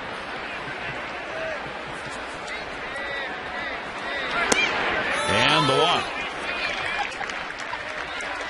So with 1 away, 1 on, and Zobrist coming up. Find the latest gear at the official online shop of the Orioles. You can browse the largest online selection of official caps, t-shirts, jerseys, collectibles, and more.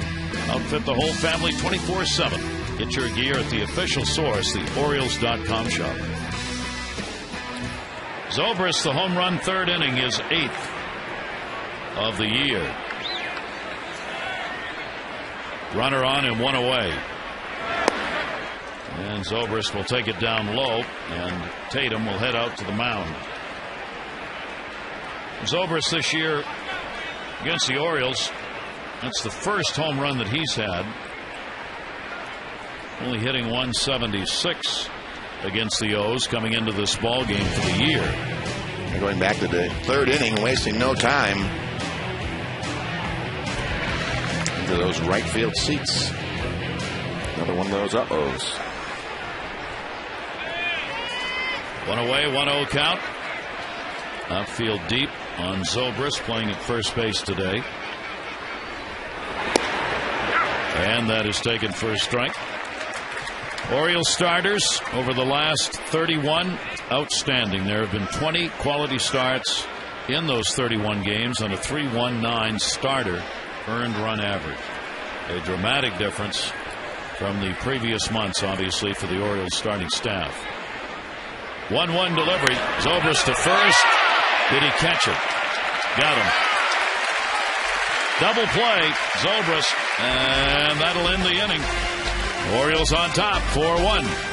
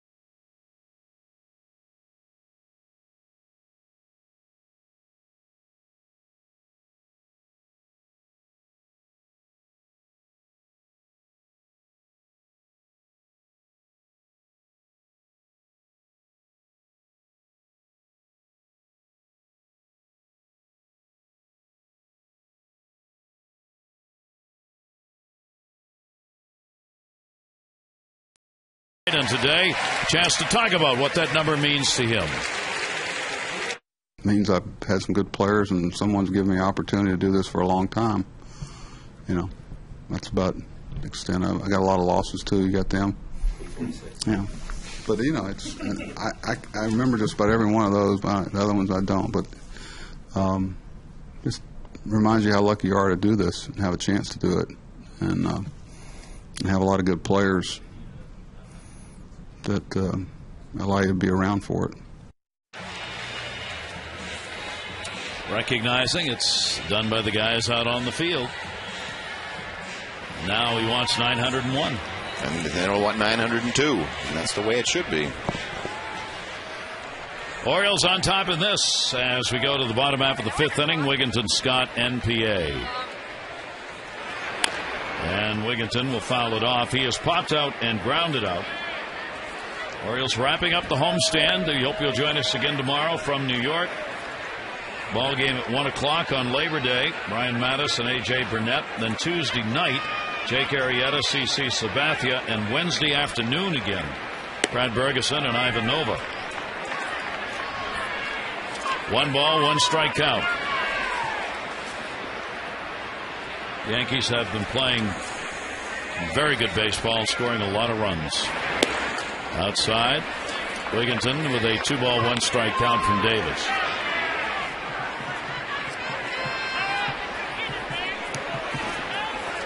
Davis with his 90th pitch coming here. 2-1 delivery, and Wigginton again will fight it off. Yeah, Yankees winning 8 of their last 10 and really bludgeoning people along the way. Looking to wrap up yet another division title. Here's the 2-2 pitch. Wigginton off the end of the bat this time.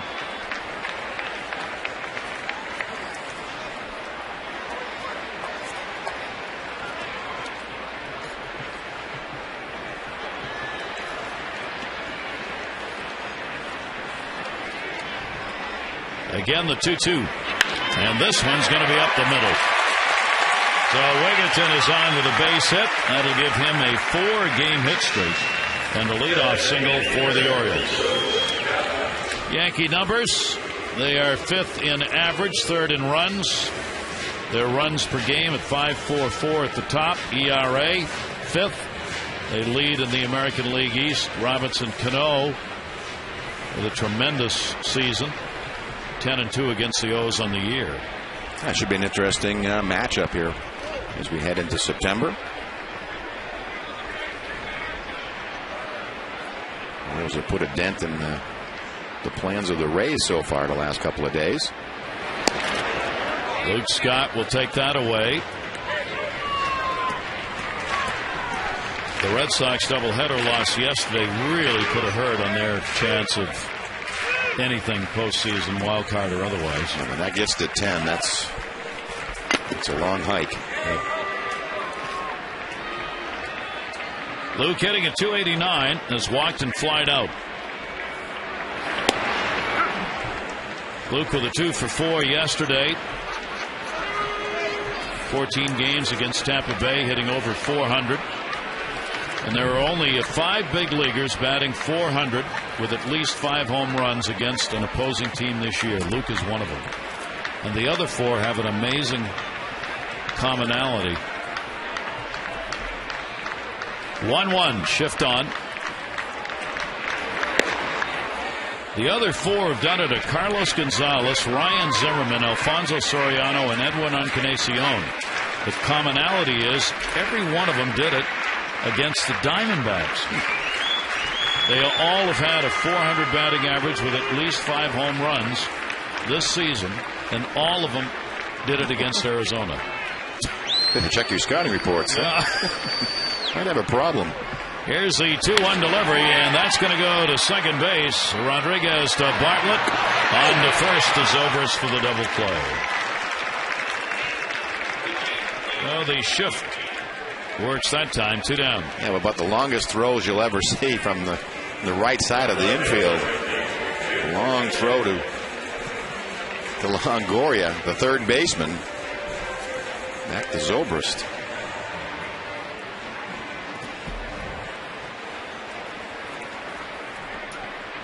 I wonder how many double plays Longoria's I was thinking the same thing. At second base. And when you take infield practices, he must take some at shortstop. That's what I wonder, all these shifts. Where do they get used to the different throws? Yep. That is taken for a strike by PA. PA's walked twice and scored a run.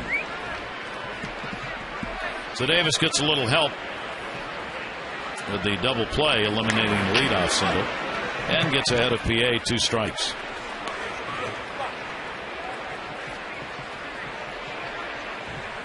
But that pitch count really coming into effect, just 2 away from 100. And not through 5. Cormier in the bullpen. He appeared for an inning last night. Oh, mercy.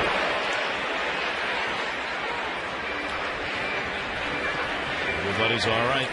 I think. Maybe not. One of those shots into the seats again.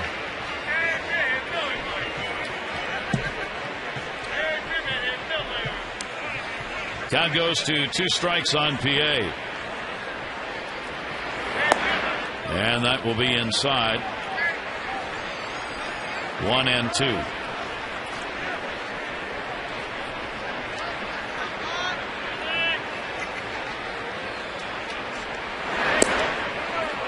Almost off the back foot that time. Wade Davis's pitch evens the count up. 2 balls and 2 strikes. And that's the pitch he likes to use against left-handers, down under their hands. Went back outside and missed. Full count on PA. 3-2. And PA coming in today and only walked 7 times all year. He's looking for number 3 this afternoon. He's seen more pitches in 3 at-bats than he's seen in the series. 3-2 delivery by Davis. And, well, you saw it. 5 strikeouts. Davis, no runs, 1 hit, no errors, and nobody left on base. That was that pitch he uses against the lefties.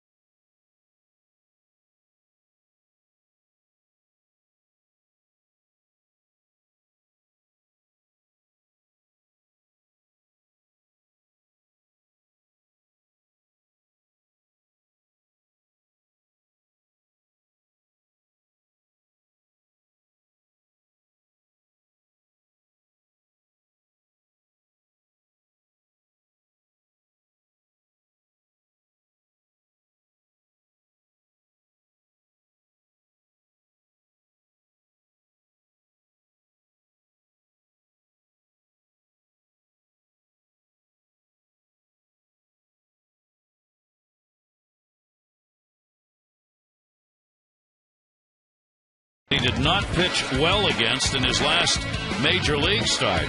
Well, this time it's a whole lot better as he's been effective. Couple of walks, 4 strikeouts in the ball game. Yeah, take a look at the box score against Tillman. That Zobrist home run, really the only one dent.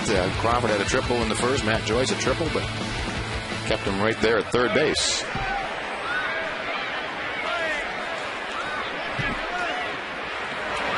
And the pitch is taken inside as Kyle Crawford will stand in to start the 6th. A triple, and he is flied out to left field. Crawford, Longoria, and Joyce.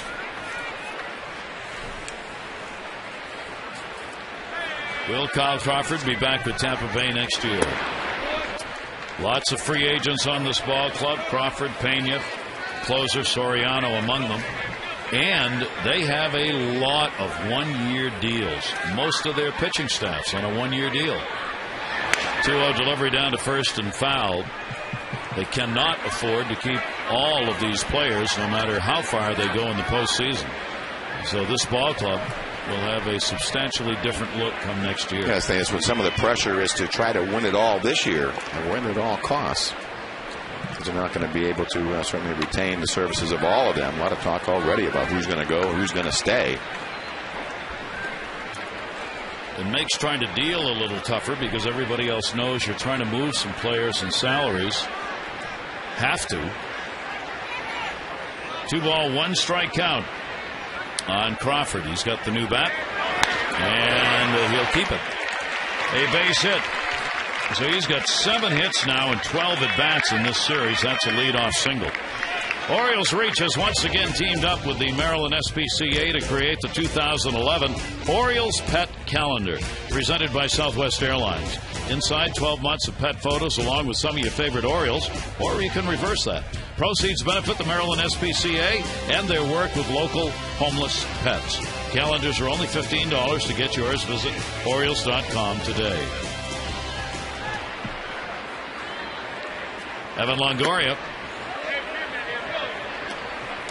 This is not a comfortable lead right now. It's 4-1, good lead, but it's Tampa Bay team. This is where they do their work offensively in the middle innings. Yes, you're right. It's a real important time to go through this lineup for the 3rd time. Tillman with a 2-0 count. Longoria has drawn a walk and has grounded out. He's tied for the major league lead in doubles with Jason Worth of Philadelphia. They both have 43. Longoria's RBIs rank 11th, 4th in extra base hits with 67. So he went to the All-Star game, his first start. And what did he do? He hit a double. 24 years old. Seems like he's already been playing really does, for 6 years.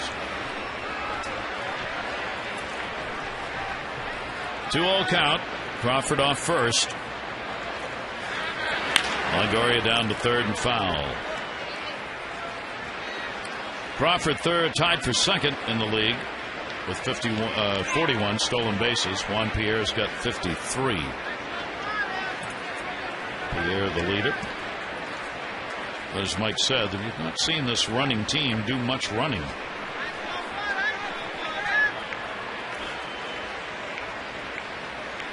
Two-one delivery. In the air to center. Hit hard. Patterson going back. Warning track. Wall and... what a catch! No! Goodbye home run. This close to hauling it in. Not quite. And Longoria makes it a one-run ball game as he gets just enough to center. Well, as we said, an important part of this lineup going through for the 3rd time. Patterson bat seemed to have it well timed and just past the webbing of his glove, just out of his reach. Well timed leap.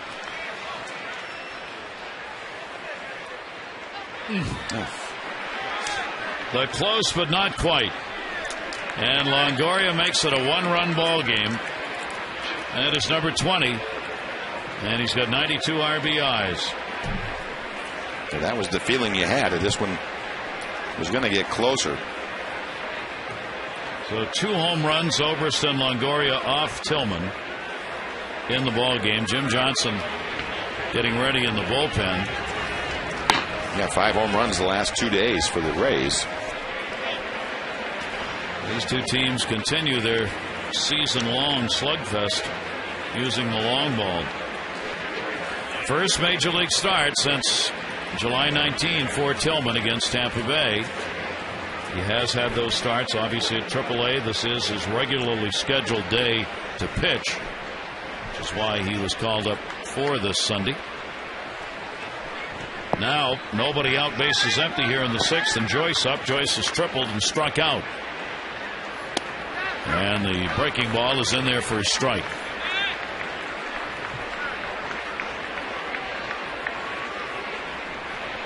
That will be 20 home runs for Tampa Bay against the Orioles this year. In the air to left field. PA. Joyce retired.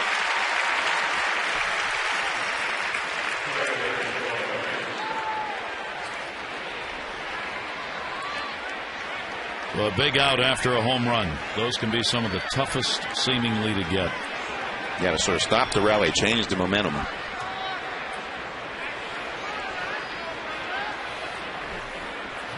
Looks like they're drawing a little time for the bullpen here as Tatum takes the long walk out. Sean Rodriguez coming up. He is struck out, grounded out.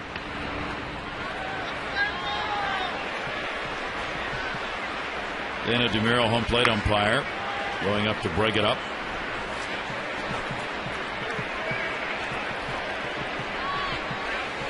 .87 pitches thrown by Tillman. That's what they were doing, because that's it. Buck Showalter comes off the bench, and Tillman will be coming out of the ball game. 5 1/3 innings on his return, giving up the 3 runs on 6 hits, couple of walks, 4 strikeouts, and a good return for Tillman, and the fans will recognize him.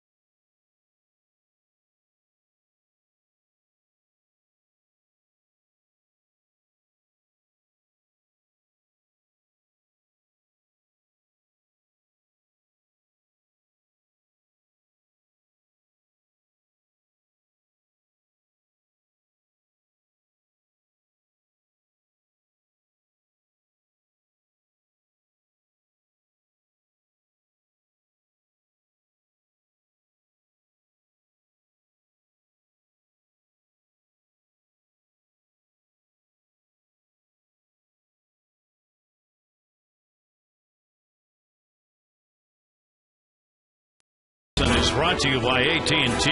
Rethink possible. So the Orioles go to the bullpen. Chris Tillman, there's his line. Couple of home runs. He's given up 5 home runs in the 7 starts with the big club this year.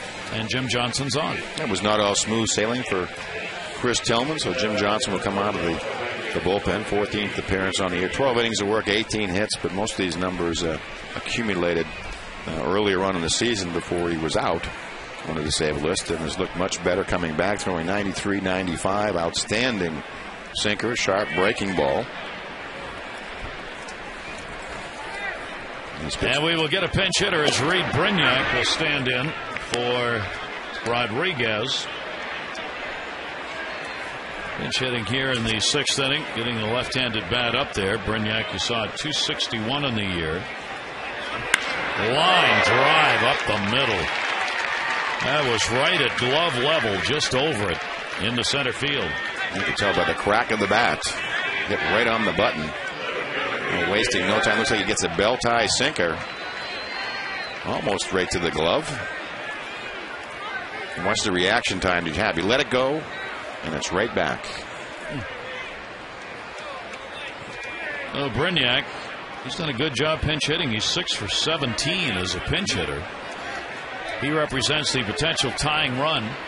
Rays now about hit the Orioles 7-6. Upton a walk, and he is flied to left. Shows bunt. Trying for a base hit into the Rays dugout.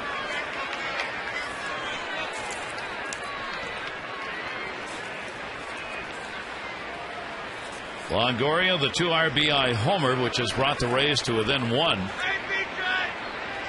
Orioles led 2-0, and 2-1, and 4-1 until the homer in this inning.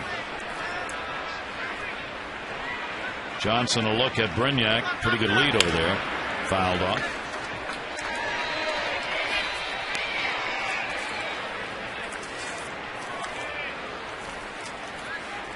Brignac will come back.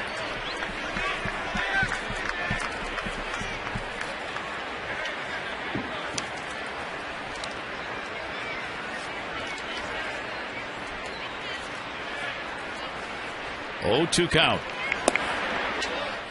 And B.J. Upton takes it outside. Big inning. Jim Johnson probably used to pitching more in the 8th inning in his career, but coming back, this would be a very strong bullpen if Jim Johnson ends up pitching in their 6th inning for you. Yeah.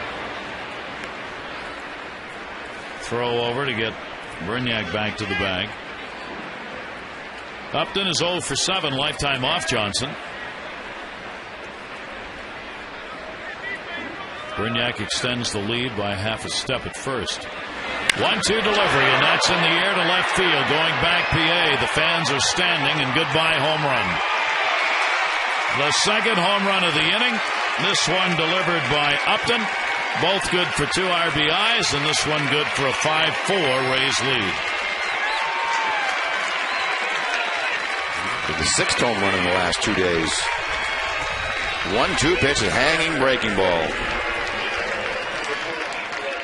You can see the flinch by Tatum behind the plate, and the head drop by Jimmy Johnson on the mound. No doubt about it. Well, Tampa Bay using the long ball as they have all year against the Orioles. 4 runs in here in the 6th inning. They take the 5-4 lead. And the delivery to Navarro will miss for a ball. He is lined out and struck out. Orioles have surrendered the most home runs of any team in the American League. For Jim Johnson, his 2nd home run in the 13 innings he's worked at the major league level. For Upton, that's the 8th home run of his career here at Camden Yards. 1-1 delivery, and Navarro behind in the count, 1-2. So a 3-run lead has disappeared here in the 6th inning for the O's. Tillman will be non-decision. 1-2 delivery, swung out and miss. Johnson with a strikeout for the 2nd out. That's the thing with these Rays. They certainly aren't afraid to strike out in this series. I think this is 25 strikeouts in the series. We've mentioned the Rays' strange numbers. They lead the league in walks and strikeouts. 11th in average, 3rd in runs, 7th in home runs. There's a base hit up the middle. So Jason Bartlett's got a 2-hit ball game. He's 2 for 3, and will turn the order over. Yeah, Jimmy Johnson getting that sinker ball up. This first time since coming back that he hasn't been living right down around the knees or lower. Anything more belt high this afternoon. There's some talk of not maybe wanting to use Jimmy Johnson back-to-back days and try to give him a day off in between. So 9 hits in the game for the Rays. The 8th man to come to the plate. John Jaso, the leadoff batter. He's walked, grounded out a couple of times, including a 3-6-1 double play. Big sixth inning for the Rays. 4 up on the board, and now they have the 1-run lead. This is the rubber match of the 3-game set. Rays lead the season series 10-4 against the O's. And that to the gap in left center. PA coming, will not get it. Base hit. Runner back to second base. Throw gets away, and it gets way away. Wigginton tried to move over to back it up, and it went through him, and the runners will move up. Came off the screen. Question is, do they get an extra base? Tom Foley, third base coach, coming down to argue it with the home plate umpire DeMiro as to where that ball went. If it goes out of play, it would be another base, but that didn't. See, Roberts couldn't get around the throw. The throw is behind him, and then it gets by Wigginton.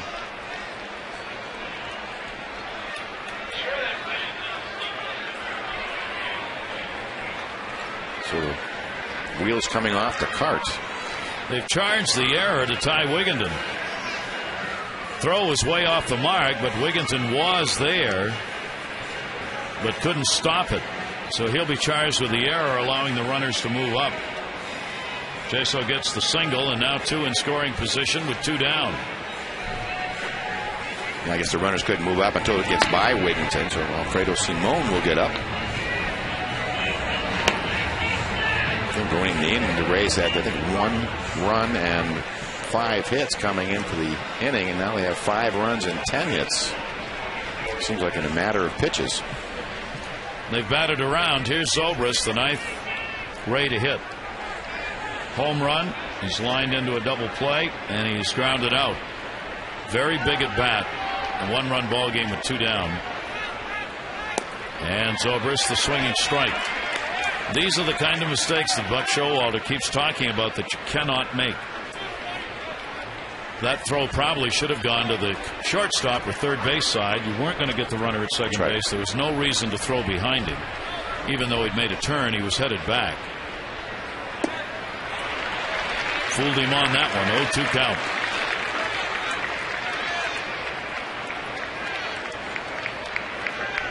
So Zobrist down in the count.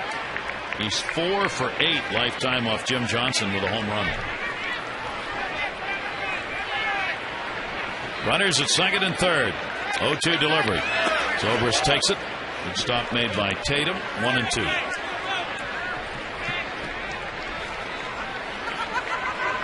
Yeah, Jimmy Johnson just doesn't have the same fastball that he had last time with 93, 95. And looking at these, they're 89 and 90 miles an hour. So a little bit different stuff this afternoon. He's thrown a couple of wild pitches, so Bartlett will be aware of that at third. 1-2, Zobrist to first, played by Wigginton. Johnson over to cover, and they will get the out.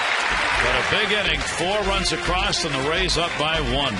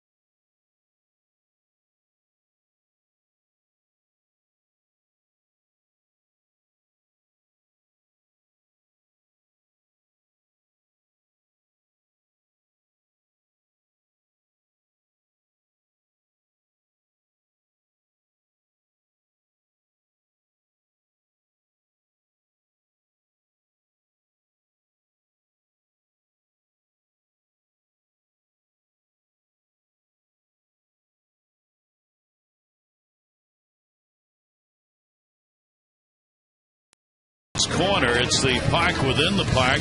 Dedicated to the youngsters and families, interactive area for families, including a fun climb and a pitching station. Families can enjoy a special merchandise store there that is tailored to the younger fans for Orioles memorabilia. It's the Orioles Park Carvel Kids Corner, located on the ballpark's main concourse level, just inside Gate C on the first base side. 5-4 lead. Davis leaves with a chance to be the winning pitcher, and they go to the bullpen. It's been a real workhorse. Dan Wheeler coming out of the bullpen. 41 innings of work, 30 hits, 12 walks, 43 strikeouts. Outstanding stuff out of the bullpen. 7th straight season for Wheeler to pitch in 50-plus games. And he's appeared in as many games as anybody has in Ray history. 245 appearances. This is number 246, second behind Esteban Yan with 266. So he's done it well for a long time. Reed Brignac will stay in the ballgame at second base for Rodriguez, whom he pinch hit for. So the Orioles now will have to battle back. Bottom of the 6th. Patterson, Tatum, and his tourists are due up. Big day for Corey Patterson. A sac fly in his last time up. 3rd inning. 4th drive of the game. That big swing. High fastball, middle of the plate. Get up on the flag court. Get a head drop from Wade Davis. Your local Ford dealer invites you to experience Ford like never before. Ford, drive one. 1-0 count to him. Wheeler's pitch. And that's taken for a strike.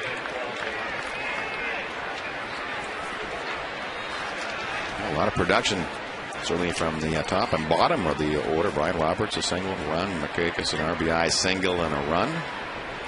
So singles are homers today. That one's hit hard, right field, and it's caught!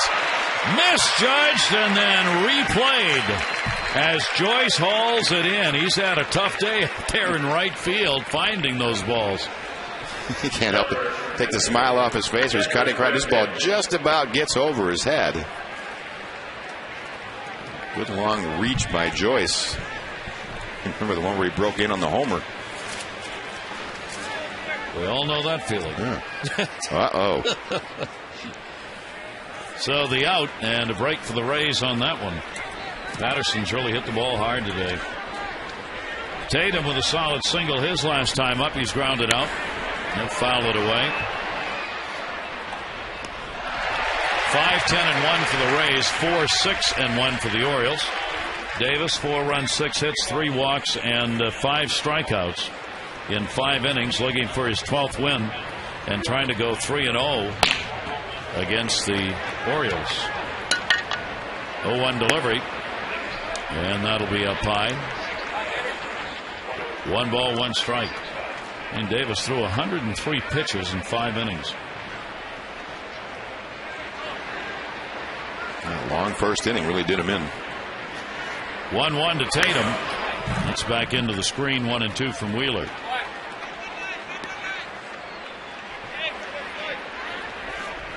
Dan Wheeler has been an integral part of this bullpen for a number of years now. He's been their go-to guy. Tough situations, middle of the ball game. 1-2 delivery, and he'll just miss with that one. Against Wheeler, left-handers hitting just 167, right-handers 214. He was originally selected by the Rays in the 34th round of the 1996 draft. 2-2 breaking ball will miss outside. Some develop early and some develop late. Takes a while. Then he was signed by the Braves, minor league contract in 2002. The next year signed by the Mets to a minor league contract in 2003. Finally got him back from Houston for Ty Wigginton. I know that guy. And walked him. So the Orioles get the potential tying run on here in the 6th inning with 1 down. And his tourist coming up.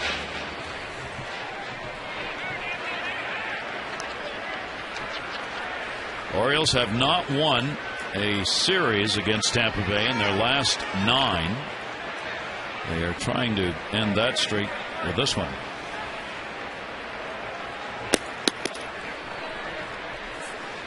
One away. And the pitch is taken inside for a ball.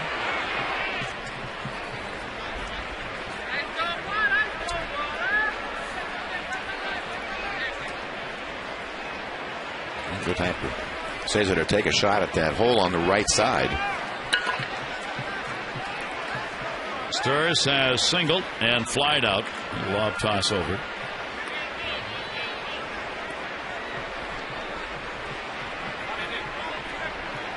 These games, this series has been a very tough series. I mean, it's been a grinded out series for both teams. And a lot of long at bats, tough outs.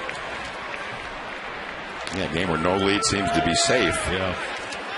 You had a little bit of a lead. You just felt like the other club was going to come back. 10-hit ball game, and this one for the Rays. The Orioles had a 15-hit attack last night, winning 8-4. 1-0 count on Sturz.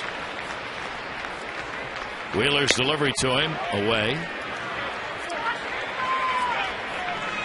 Now, if your father-in-law was pitching and you were the broadcaster, what'd you do? Could you say, Beth? Could you say he's having a bad day? Yeah, or, you probably should. Because Dan Wheeler's the father-in-law of Tampa Bay broadcaster Dwayne Stats. 2-0 count. The delivery on the way, and that'll be taken up high. The son-in-law. Not father-in-law, son-in-law. That would be tough. 3-0 count.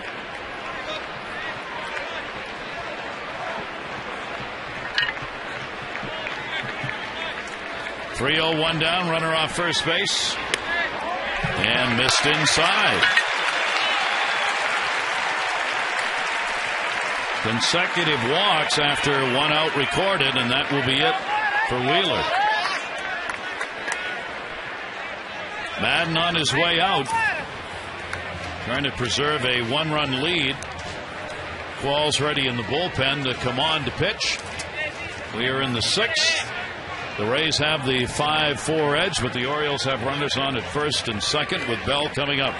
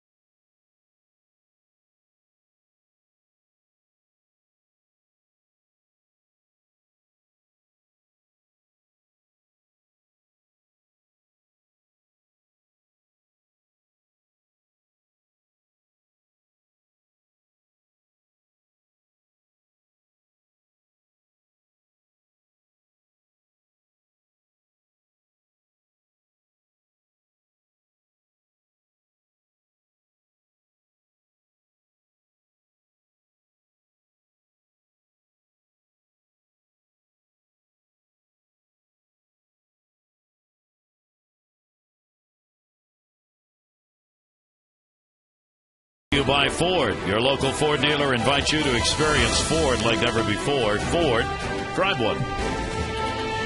Ball game very much up for grabs with a long way to go here, and the bullpen's now actively involved. Wheeler out, Qualls on.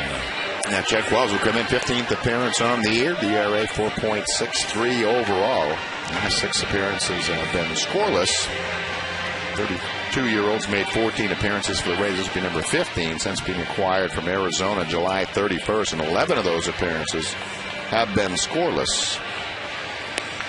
Made his debut with the Rays on August 1st versus the Yankees. When Grant Balfour went on the roster, went on the DL. Qualls appearing for the second time in this series. He pitched in game 1 of this series.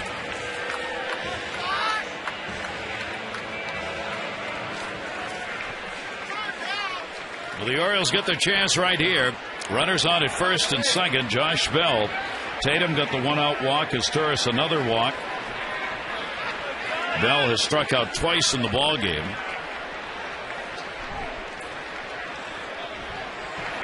And we'll foul that one back for a strike.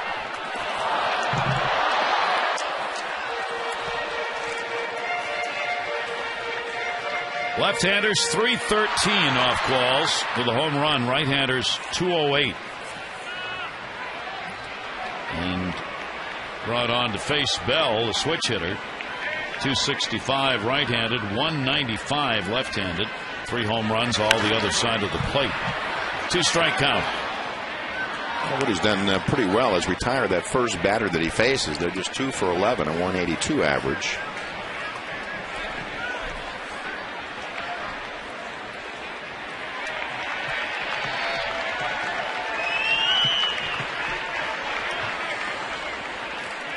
To the count. Orioles looking to at least get it tied up here in the inning, if not the lead. Here's the 0-2 delivery. That's towards the middle. That's going to be a base hit. Tatum will make the turn. Upton has it. Upton's going to make the throw to the plate. Gets away, and this game is tied. Bell, the RBI.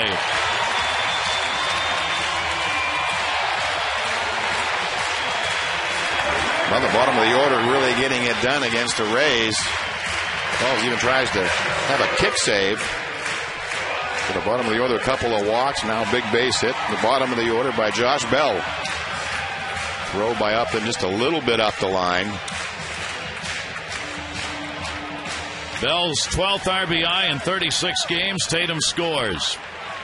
Runners remain at first and second. Good job by Qualls backing up the play behind the plate to prevent the runners from moving up. Tatum may have been tripped up at the plate. 1 down. Roberts. A strike. Here's that play at the plate, trying to go around, actually turning his shoulder in.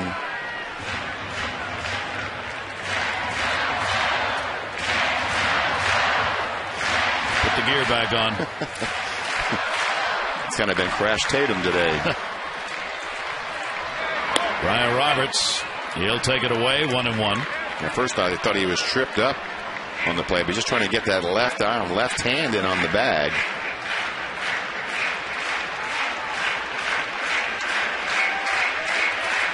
The umpire's pants were neatly creased, were they not? Here's the 1-1 delivery. Roberts in the air to left center field. Going back for it is Upton at the wall and bounces away from Carl Crawford. Runners coming late. Going to play at the plate. Here's the throw. And safe is Turris on the late start. And the Orioles have the lead.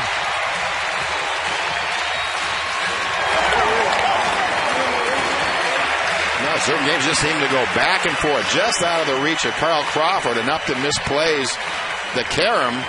And a hustling Turris coming all the way around to score. Taking the inside route this time against Navarro. So 2 plays at the plate this inning. Brian Roberts gets the go-ahead RBI for the moment. His 11th of the year. Turris had to wait to see if the ball was going to be caught. But Gary Allenson wheeled him around third, and the Orioles lead it by a score of 6-5. As Turris rumbles in. Still runners at first and second. Still only 1 away. And here's Markakis. Going up the middle. He's got a base hit. Here comes Bell. Here's the throw by Upton. And not in time again. The third play at the plate. And they've all gone to the Orioles. 7-5.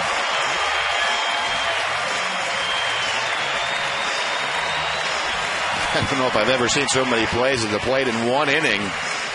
And all fairly close plays. Another throw by Upton from center field. One hop throw. We had one slide to the home plate side, one to the first base side, and this one standing up.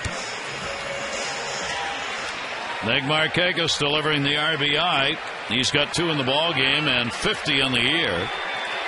And runners at first and second. These plays repeating themselves by Bell, Roberts, and Markakis. Oops, runner going at first. Ooh. Nick Markakis took off, but Brian Roberts didn't. And Roberts is at second base. Fortunately for the Orioles, Zobrist was way behind the runner and couldn't get back to the bag in time. Well, a lot of times that trail runner at first base will read, and it looked like, Brian was trying to get one of those jump leads, and then you look away, and Brian had stopped. So the Orioles have bounced back to take a 2-run lead. They now have 9 hits in the game. Bell, Roberts, Markakis, consecutive RBIs. Big cut taken by Wigginton, who's 1 for 3 with a single. So 2 of the runs are charged to Wheeler in just a third of an inning. He surrendered a couple of walks that both came around to score. 1-1 delivery. Wigginton will take it. Misses. 2 ball, 1 strike count. I really think he ought to hit another grounder up the middle. And then they may have to take Upton out for sore arm as many throws to the plate as he's made this inning. 2-1. Came inside on him. And a 2 ball, 2 strike count.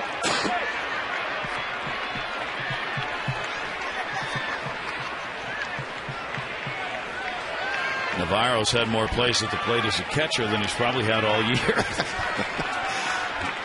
Been all over the place. Throws have just been far enough off to prevent both the collision and getting the out. Yeah, 3 different slides. Kind of interesting. 2-2 down low. So a 3 ball, 2 strike count on Wigginton, 1 away. Roberts at second, Markakis at first.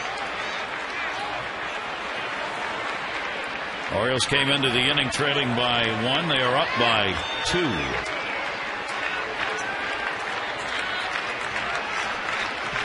Three-two delivery and a look back.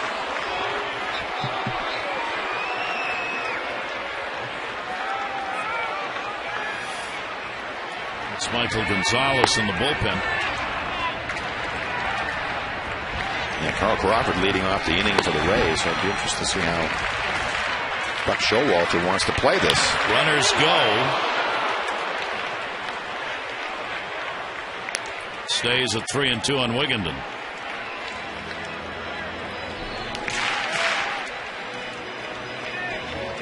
A very busy 6th inning. 4 runs on 6 hits.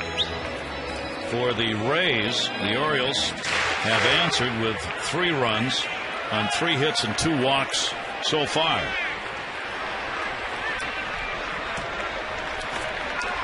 And a 3-2 count on Wigginton. We'll see if Buck Showalter sends the runners again. 3-2, they go. Wigginton checks swing. I think that's a ball. He walked him and the bases are loaded.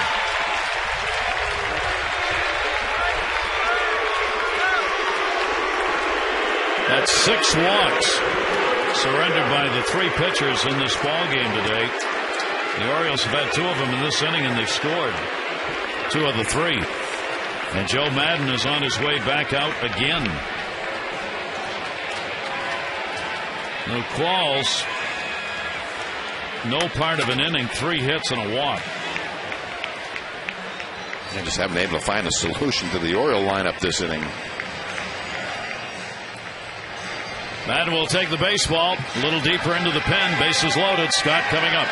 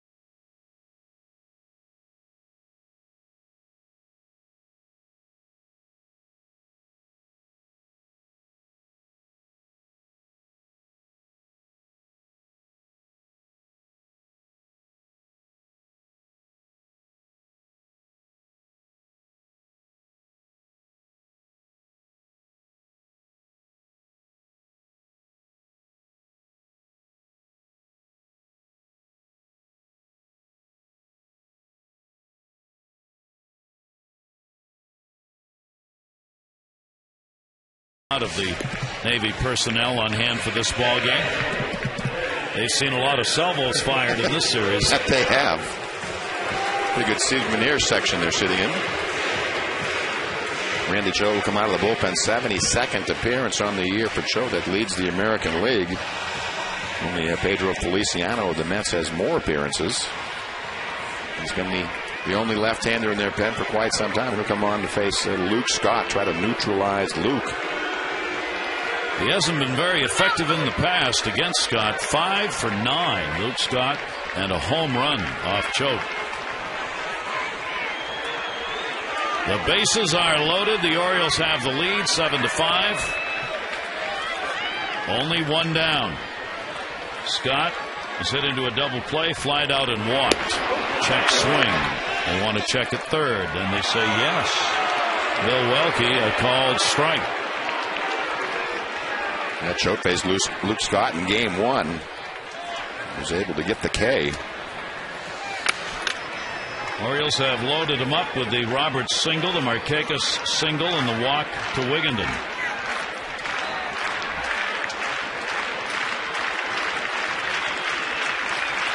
Choate with a 1-strike count. Lefty's hitting only 194 off him, and right-handers 412. He is definitely the matchup left-hander.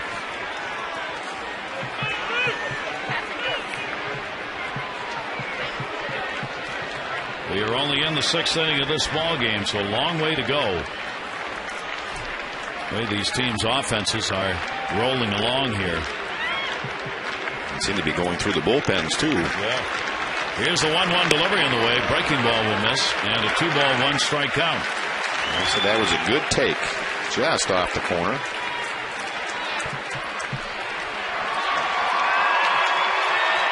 Luke Scott continues the outstanding bats here at home this year. .350 at home, 18 home runs. 2 undelivered. 2-2.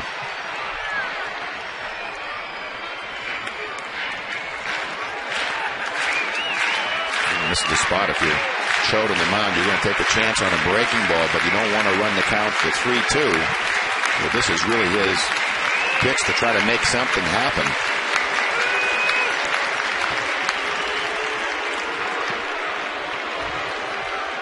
Luke Scott with the bases loaded.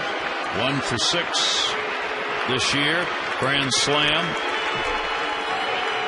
2-ball, 2-strike count.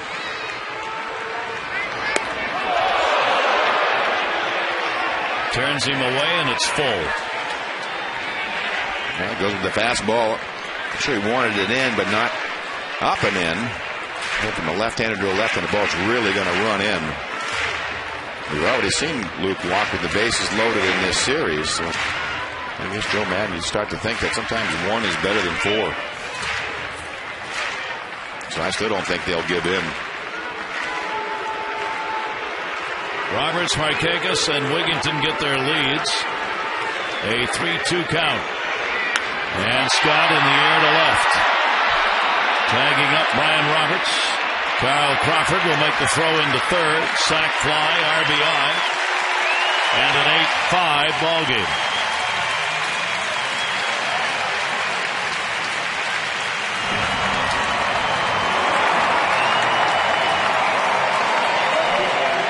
Quite the 6th inning here at Camden Yards. Both teams have batted around in the inning.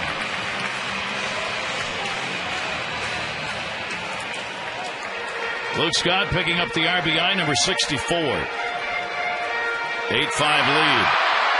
Now PA. He has struck out and drawn 2 walks. Runners at first and second, 2 down.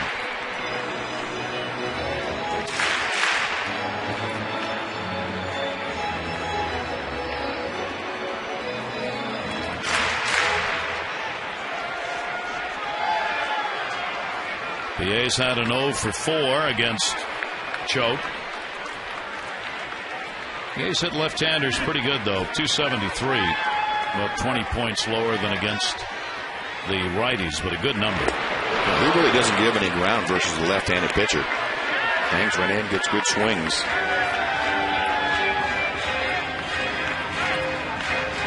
Each team with 4 runs so far in the 6th inning. 2 RBI days so far for Nick Markakis. 1 for Scott. 3 for Patterson. Here's the 0-1 inside.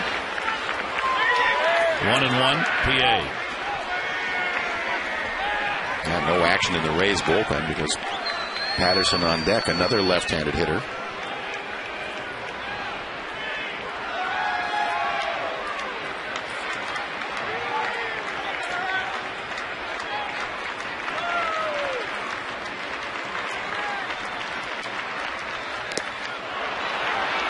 Outside, inside, outside, and a 1-ball, 2-strike count. Yeah, try and move it around, mix it up.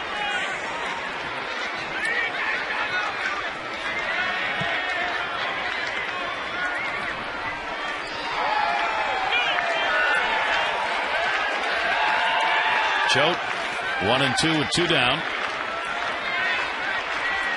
Markakis and Wigginton at second and first. There's that pitch inside. 2-ball, 2-strike count.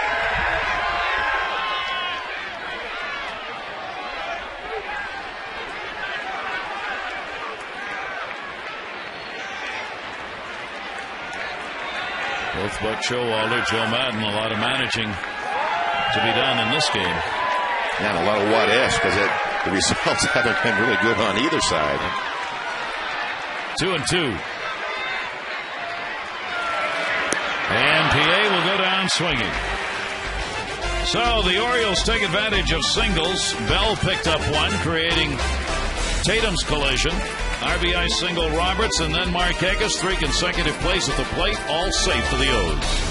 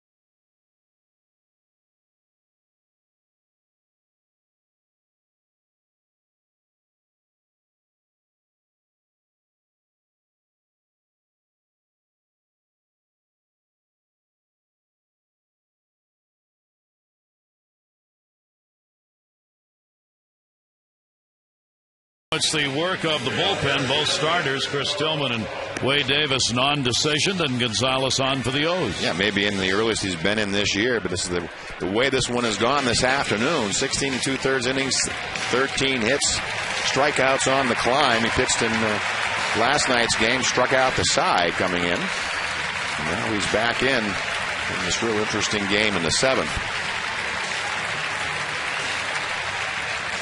Both sides, the wheels turning.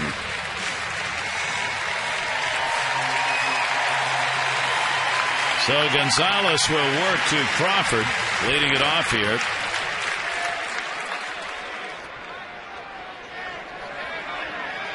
Crawford, Longoria, and Joyce. And that pitch is taken up high for a ball.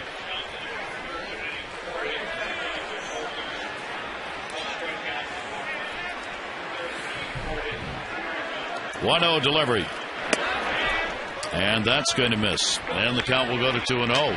Crawford 244 off lefties and 327 off right-handers. Earl Crawford, 4 home runs off the lefties, 4 of his 15. That will catch the outside corner. And a 2-ball, 1 strike count. Single, triple, flied out. 7 for 12 in the 3 games so far.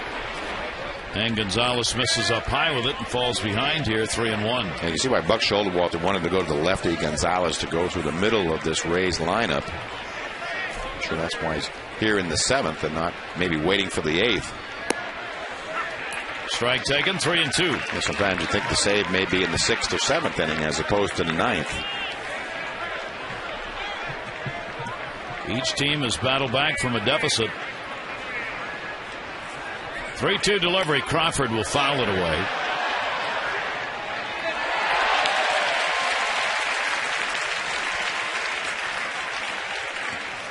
Crawford has wreaked havoc on the Orioles this year, hitting just under 400. Couple of home runs, 9 RBIs, down the line in left, and that would be a foul ball. Lifetime .308 hitter. Kyle Crawford against the Orioles. He's had more at bats against Oriole pitching than anybody else on this Tampa Bay team. 3-2 delivery to him. And he's on with a walk. So a lead-off walk to start the 7th inning.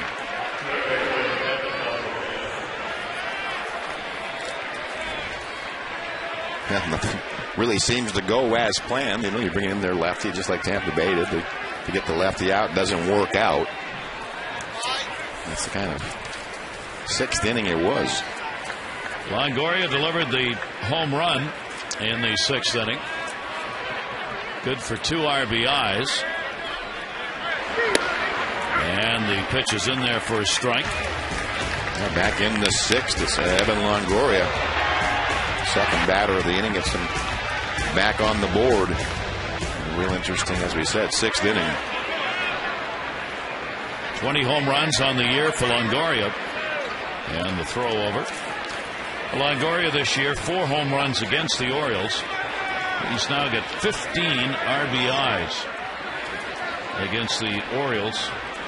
And this the 15th game these teams have played. He leads Tampa Bay in that department against the O's. Pops that one up, though. Catcher Tatum. And dropped it. Got to play at second base. They will get the force out. So Crawford is forced, and they swap runners at first. Yeah, Craig Hibbs had an interesting afternoon. Just get hits in the pocket and pops right out. But able to get maybe the quicker runner of the two, Crawford.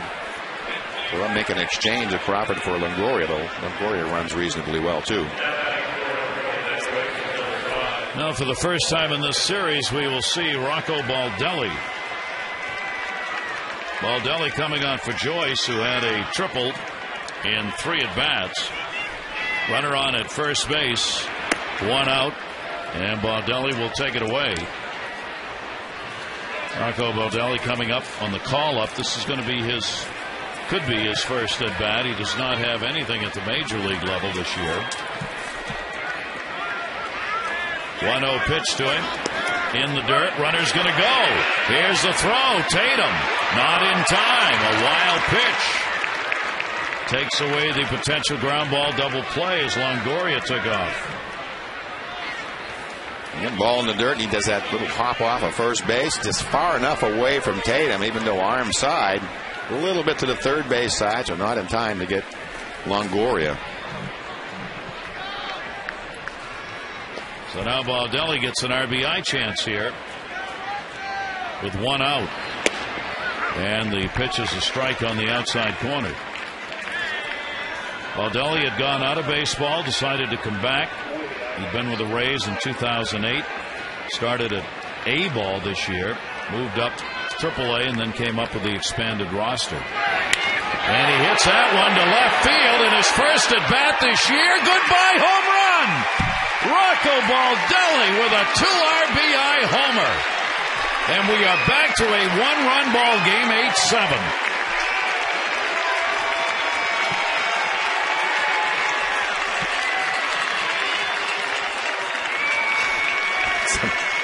interesting subplots in this one. This 2-1 pitch, hanging breaking ball to Baldelli. And this was a no doubt about it homer by Baldelli. So Rocco Baldelli rewards the Rays' faith in him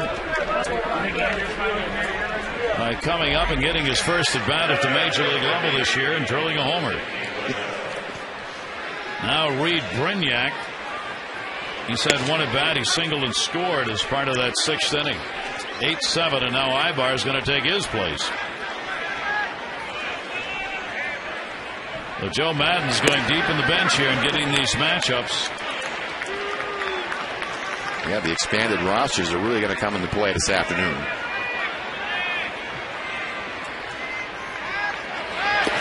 That'll be taken down low. And a 1-ball, 2-strike count. I figured Baldelli started the season as a special instructor in spring training.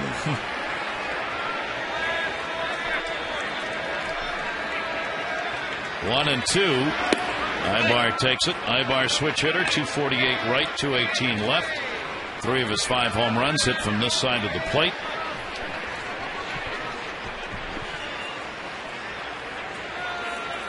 Bases empty, 1 away, 2-2 delivery, and that's going to be down low. And Gonzalez struggling, goes 3-2. Yeah, for the first time since coming back, looks like his stuff may be a little flat this afternoon also. Not quite throwing as hard, not as much bite on the breaking ball.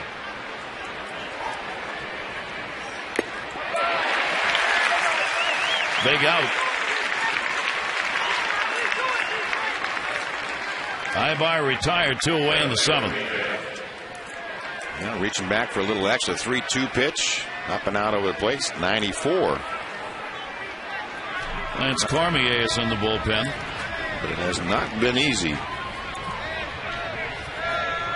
4 pitchers have already been used by Tampa Bay. B.J. Upton will foul it back. 7 runs, 11 hits for the Rays. 8 runs, 9 hits for the O's. Each team has left 6.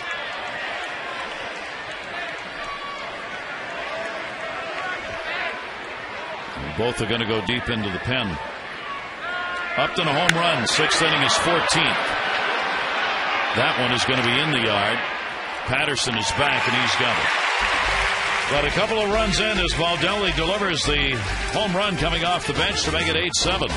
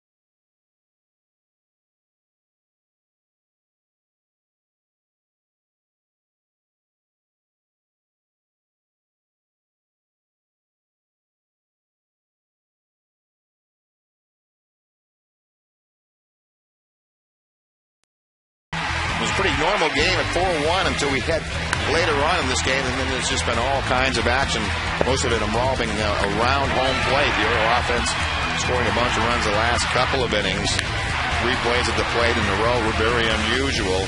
3 different slides. Rocco Baldelli getting them back in the game with a 2-run homer. So one of those real interesting 8-7 ball games. A nice calm 4-1 game through 5, and then 10 runs the last inning and a third. Tillman 5 1/3 to work. 3 earned runs. Seems like a long time ago. Rays 4 home runs today and a bunch in the series, and Gary Patterson having a real big afternoon with a home run and 3 RBIs. So Willie Ibar will stay in the ball game at first base. Rocco Baldelli is going to come into play in right field.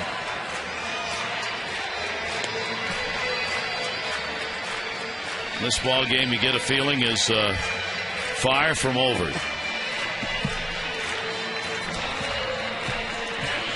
Joe Madden will leave the left-hander in for the moment with Corey Patterson coming up. The official score had already ruled that if this game was to go on with the Orioles winning and not surrendering the lead, Jim Johnson would not get the win. And Gonzalez right now is the pitcher of record. The official scorer can do that if it considers the relief performance ineffective. Johnson gave up 2 runs, 4 hits, and 2/3 of an inning. But Gonzalez also surrendered the home run to Baldelli. The way this game is going, it won't matter. It may be a moot point. Here is Corey Patterson leading it off in the bottom half of the 7th inning.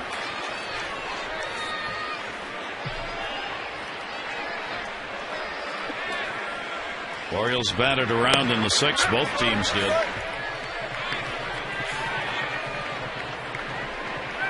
Patterson hit the ball hard last time up right field. He's had a 3 RBI day with a homer his 8th and a sacrifice fly for Corey. And that pitch will be taken outside for a ball.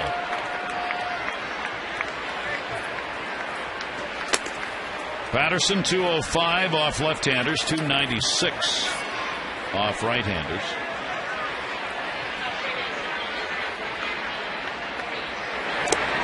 Corey foul tipped that one into the mitt.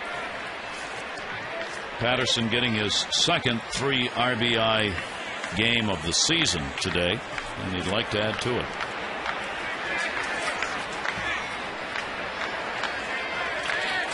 One ball, 2 strike count. And that will be a strikeout, the second. And that will be it for the choke. And that low sidearm release point just drags that breaking ball across. Very tempting, hard to lay off of. So the bullpen was ready. Choate works an inning with a couple of strikeouts. And the veteran Lance Cormier will come on with one away here in the 7th and nobody on.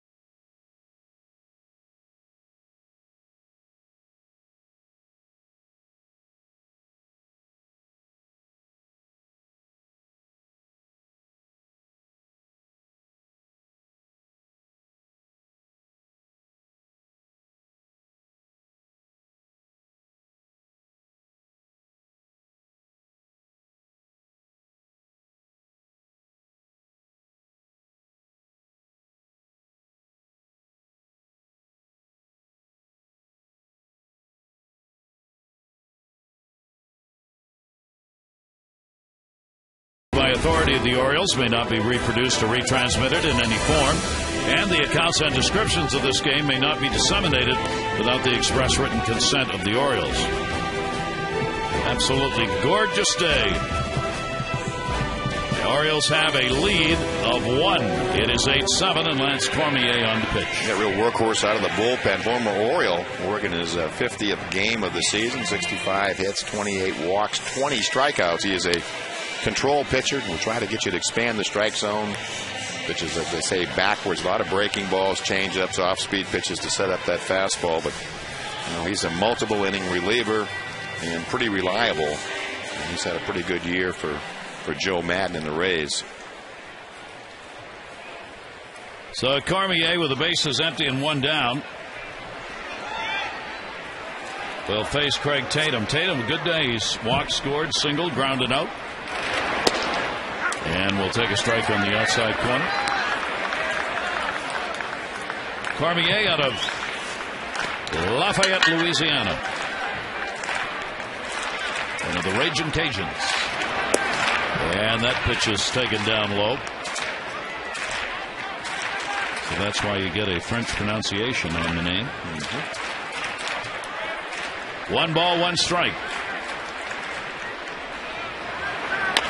Little comebacker. 2 down.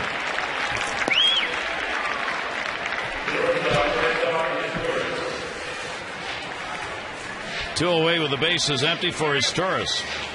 Sturris has single, flied out, walked, and scored a run. Orioles have had 3 of their runs score with the runners getting on via the walk. 6 walks surrendered today by Tampa Bay pitchers. That's going to be up the middle of base hit. Is Sturris a 2-hit game? Yep, it's still the daytime.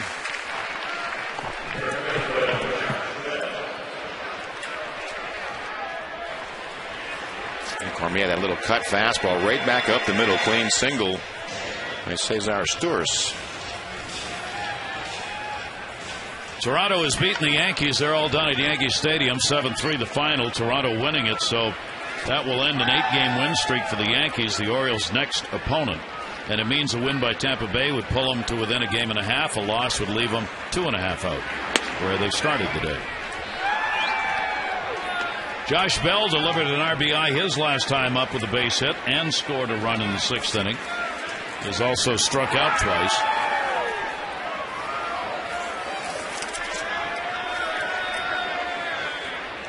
Cormier with his Taurus on at first. That's going to be lifted to center. It'll stay up. Hard line drive right at Upton. No runs on 1 hit, no errors, and 1 left on base. The Orioles lead at 8-7.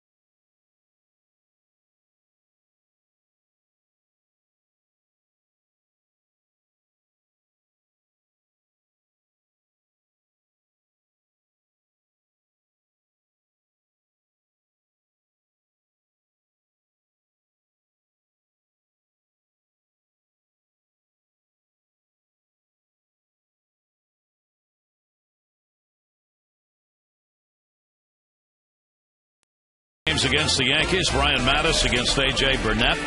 Our coverage on Masson will begin at 12:30 with those extra presented by your local Ford dealer. Our game coverage at 1 on Masson HD. All the access you need right here on Masson.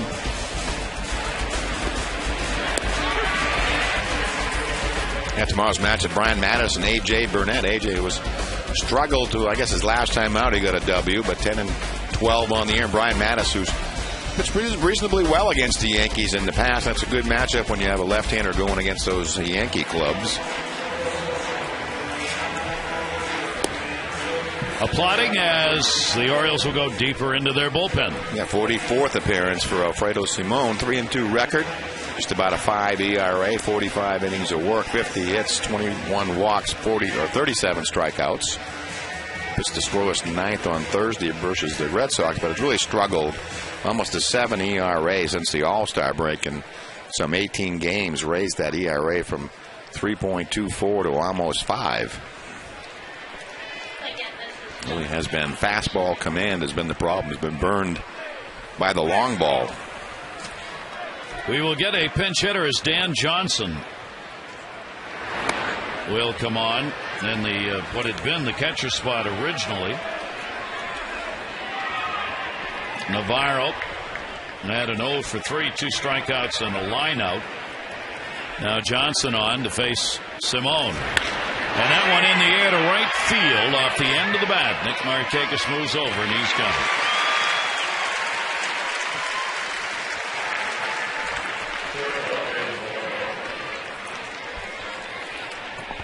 Well, Simone gets the out. This has been a series of tests for Simone. This is one of those, let's see what you got. Yeah, he's been hard to figure out because the stuff is certainly plenty good to be successful at the major league level. For 95, 97 has a real good fork ball. The bottom falls out of it and right there, 96 mile an hour fastball. And has a slider to go with it. He has all the equipment. Just the results haven't been there. Jason Bartlett, 9th hitter, 2 for 3 day with a couple of singles. Zobrist has had a solo shot for Tampa Bay today. Longoria's had a 2 RBI homer. Baldelli, a 2 RBI homer coming off the bench. Upton, a 2 RBI homer, his 14th of the year. Check swing, foul ball.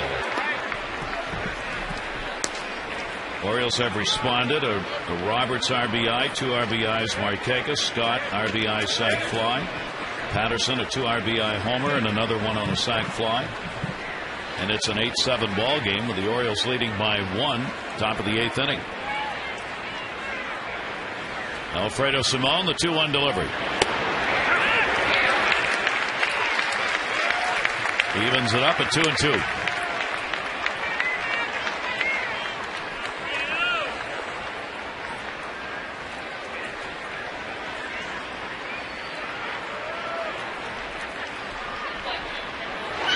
And that one in the air to left field. It is PA. Bartlett retired, 2 down. Time to text in your vote for the AT&T Player of the Game. The choices: Upton with that 14th home run, 2 RBIs. That's part of that big 6th inning. Nick Markakis, 2 singles, 2 RBIs, and a run scored in the ball game. And Corey Patterson, his 8th home run and a sac fly for 3 ribbies. Text in your vote, A, B, or C, 51862. Yep, some worthy candidates. A busy offensive day. Teams combining for 15 runs on 21 hits. 2 down, bases are empty. Fouled away in a big cut. John Jaso at the top of the order. He's had a 1 for 3 and a walk in the ball game. 3-game series, 3 hits for him, 3 for 9. Jaso's in the DH role in this game.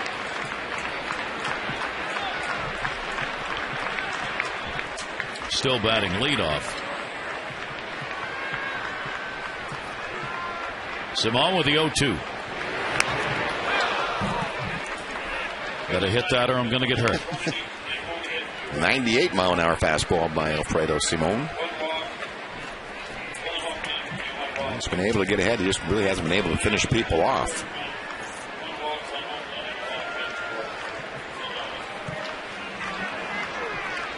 Oh, 2 count. That'll be taken up high. Shadow starting to creep out behind home plate. Mark Henderson getting loose in the Oriole pen. He, like Simone, a lot of work. There are the shadows.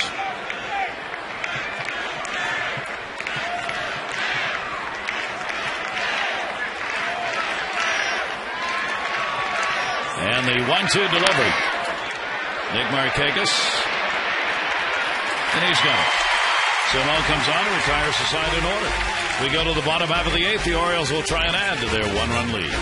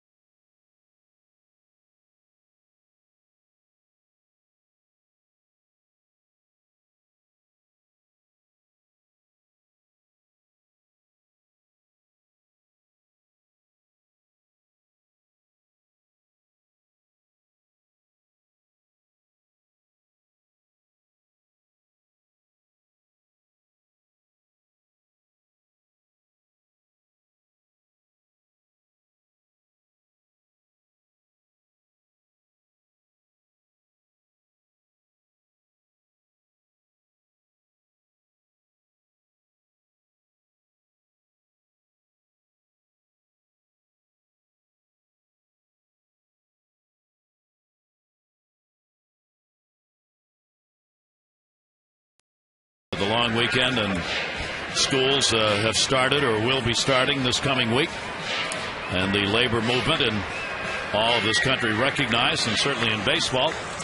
And another chance to say, how can Marvin Miller not be in the Hall of Fame? Touche.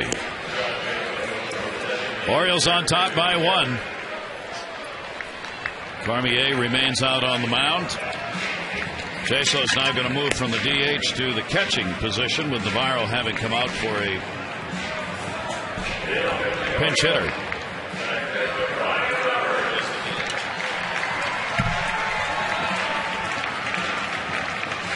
Brian Roberts will be leading it off.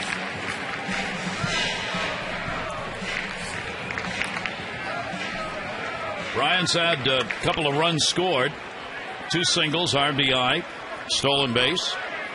Busy day at the top of the order for the Orioles. Cormier's delivery to him. Just barely a bit of sun in that batter's box on the left side. Here's the 1-0. That's going to miss, and the count will go to 2-0 from Cormier. And now the Rays have to go to the top of the Oriole lineup.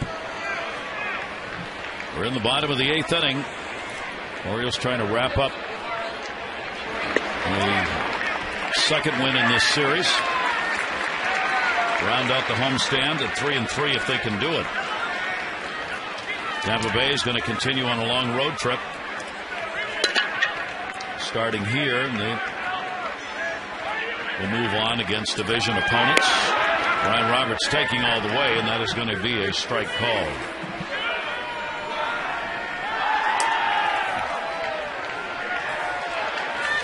Three and one.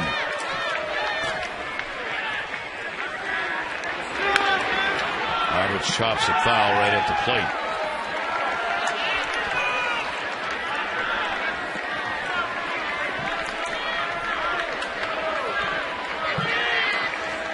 Three ball, 2 strike count on Roberts.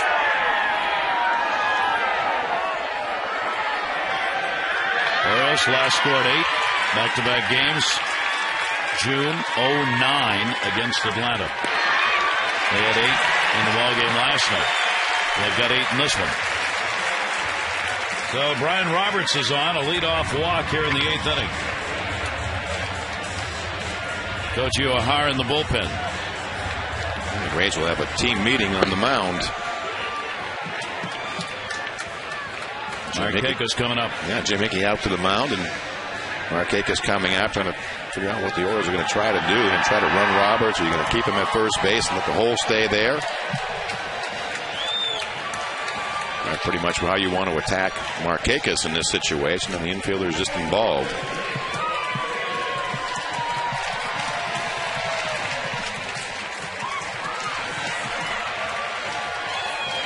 The way this game has gone, any added runs are vital. Nick Markakis, 2 RBIs on the 2 singles, 2 for 4 ball game.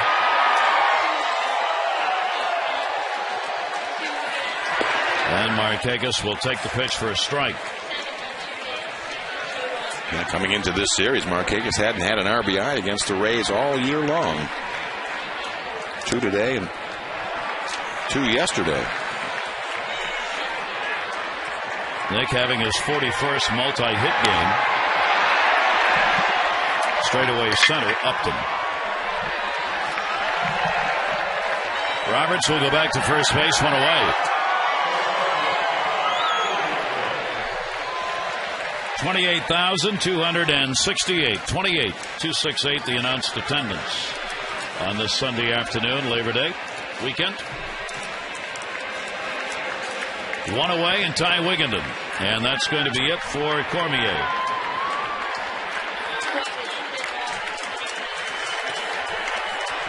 Trying to win this ball game and keep it at 1 to get it to the 9th.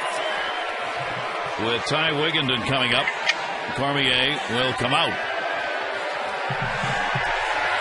When you got the expanded roster, you got a big bullpen. Use all of it you can.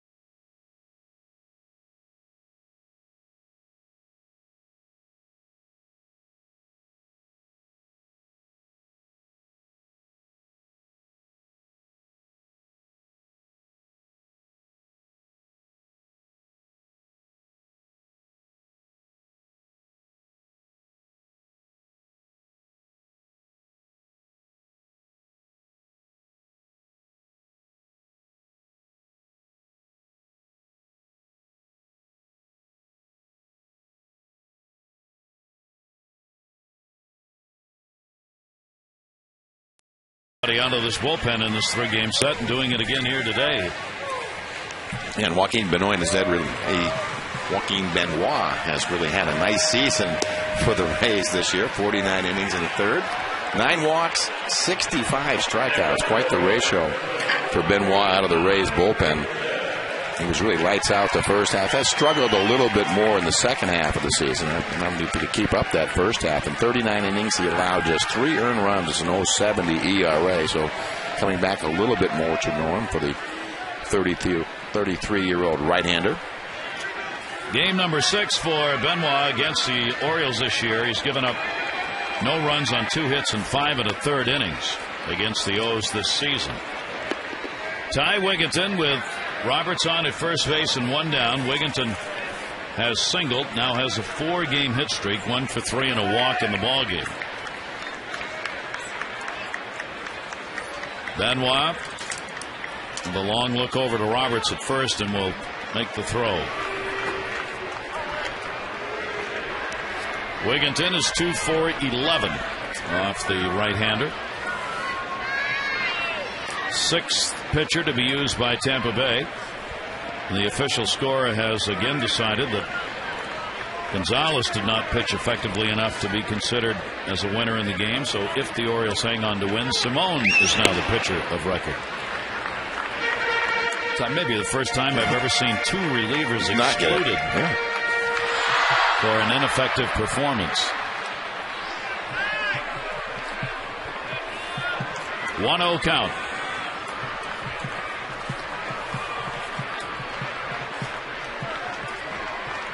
Benoit and Roberts leaning but not going, and the stop made to hold him at first base, and a 2-0 count. You can also see that shadow starting to creep out, so the pitcher will be in the sunlight and the hitter will be in the shade.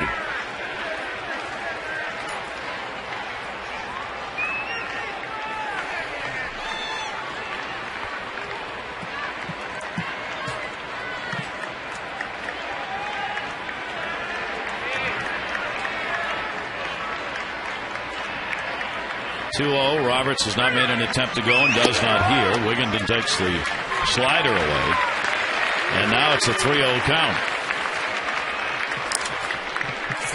An inordinate amount of pitches have been thrown in this ball game by a lot of pitchers. We've had 10 total in the game combined. Team pitchers. 3-0 count. Wigginton taking all the way. That'll be in there for a strike.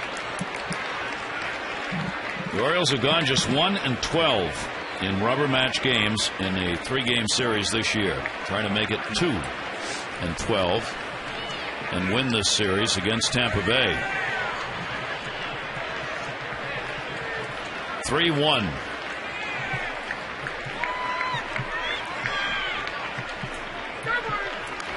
Wigginton in the air to left. Carl Crawford.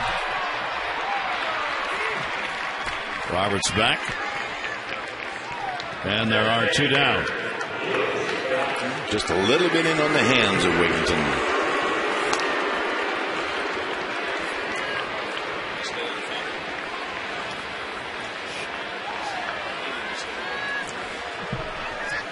RBI sac fly last time up for Scott.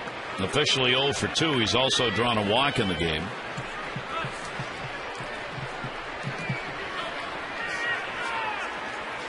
The shift is on in its entirety to start this at bat.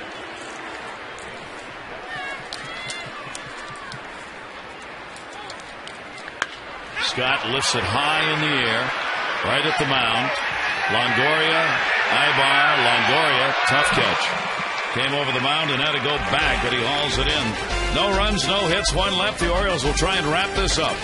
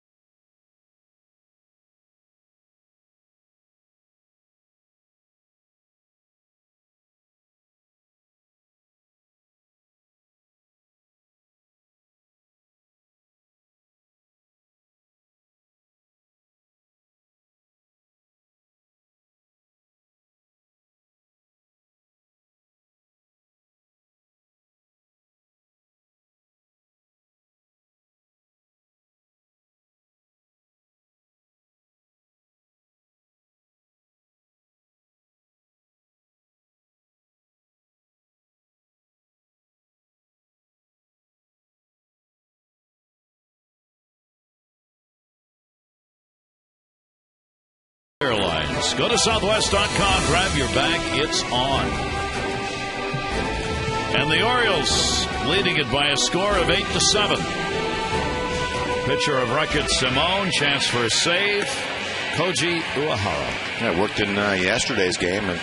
A non-save situation. Gave up a couple of home runs, but otherwise it's been pretty outstanding. Just 5 walks, 32 strikeouts, and 31 innings of work for Koji. And he's pitched to a 1.57 ERA in his last 20 appearances. 23 innings of work, 4 earned runs. He's been great with inherited runners. 14 have been armed. None have scored. Been terrific at retiring the first hitter, which is real important for a closer. 26 of 29. And the majority of he's done by just using his fastball a lot more than he did earlier in the year. So Koji Uehara will try and finish it off here in the top of the 9th inning. As Uehara this season against Tampa Bay, game number 5, previous 4. He's given up 2 runs, 4 hits, and 5 1/3 innings. Tampa Bay hitters only .211 against him on the year.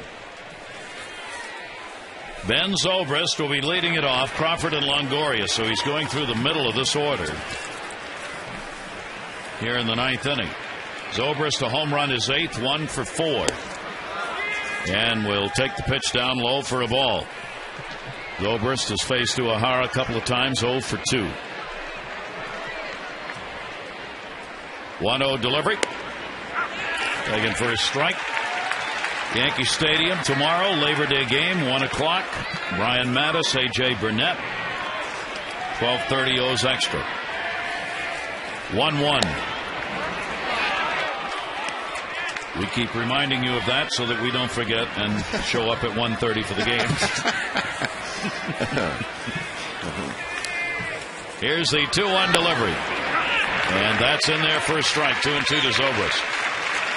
Coach a little better fastball, 90 miles an hour. Been pitching mostly around 88, 86.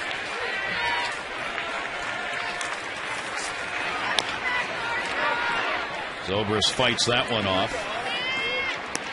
These teams have played 6 one-run ball games this year.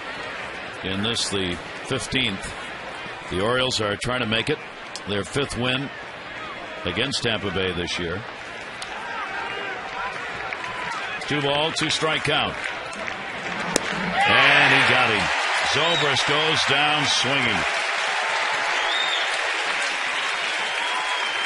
All straight fastballs, and then that split finger pitch, 2-2 pitch. What's the bottom fall out of it? And if he takes it, it's probably still a strike.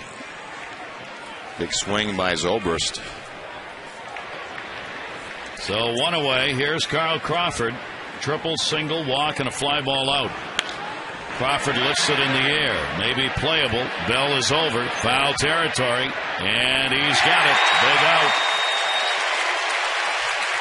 2 down. Uehara trying to go 6 for 6 and save opportunities. Simone, the pitcher of record, would get his 4th win against 2 losses if Uehara can preserve it.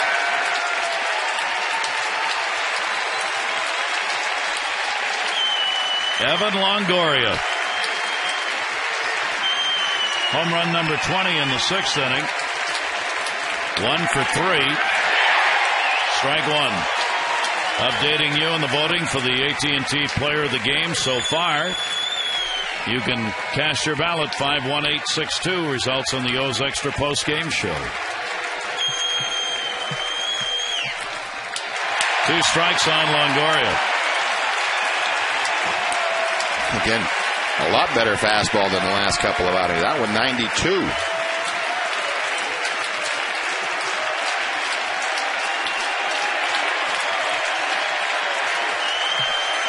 Here's the 0-2 delivery. Check swing. Did he go? Nope. The Orioles can win it. It'll be their 24th one-run win of the year. They are 23-18. Tampa Bay 24-22, and the Oriole crowd chanting Koji. 1-2 away. Koji becoming a fan favorite. That'll happen when you're a successful closer and you have sideburns like that. Here's the 2-2 delivery. Longoria is gone, and the Orioles win it. And they will take this 3-game set.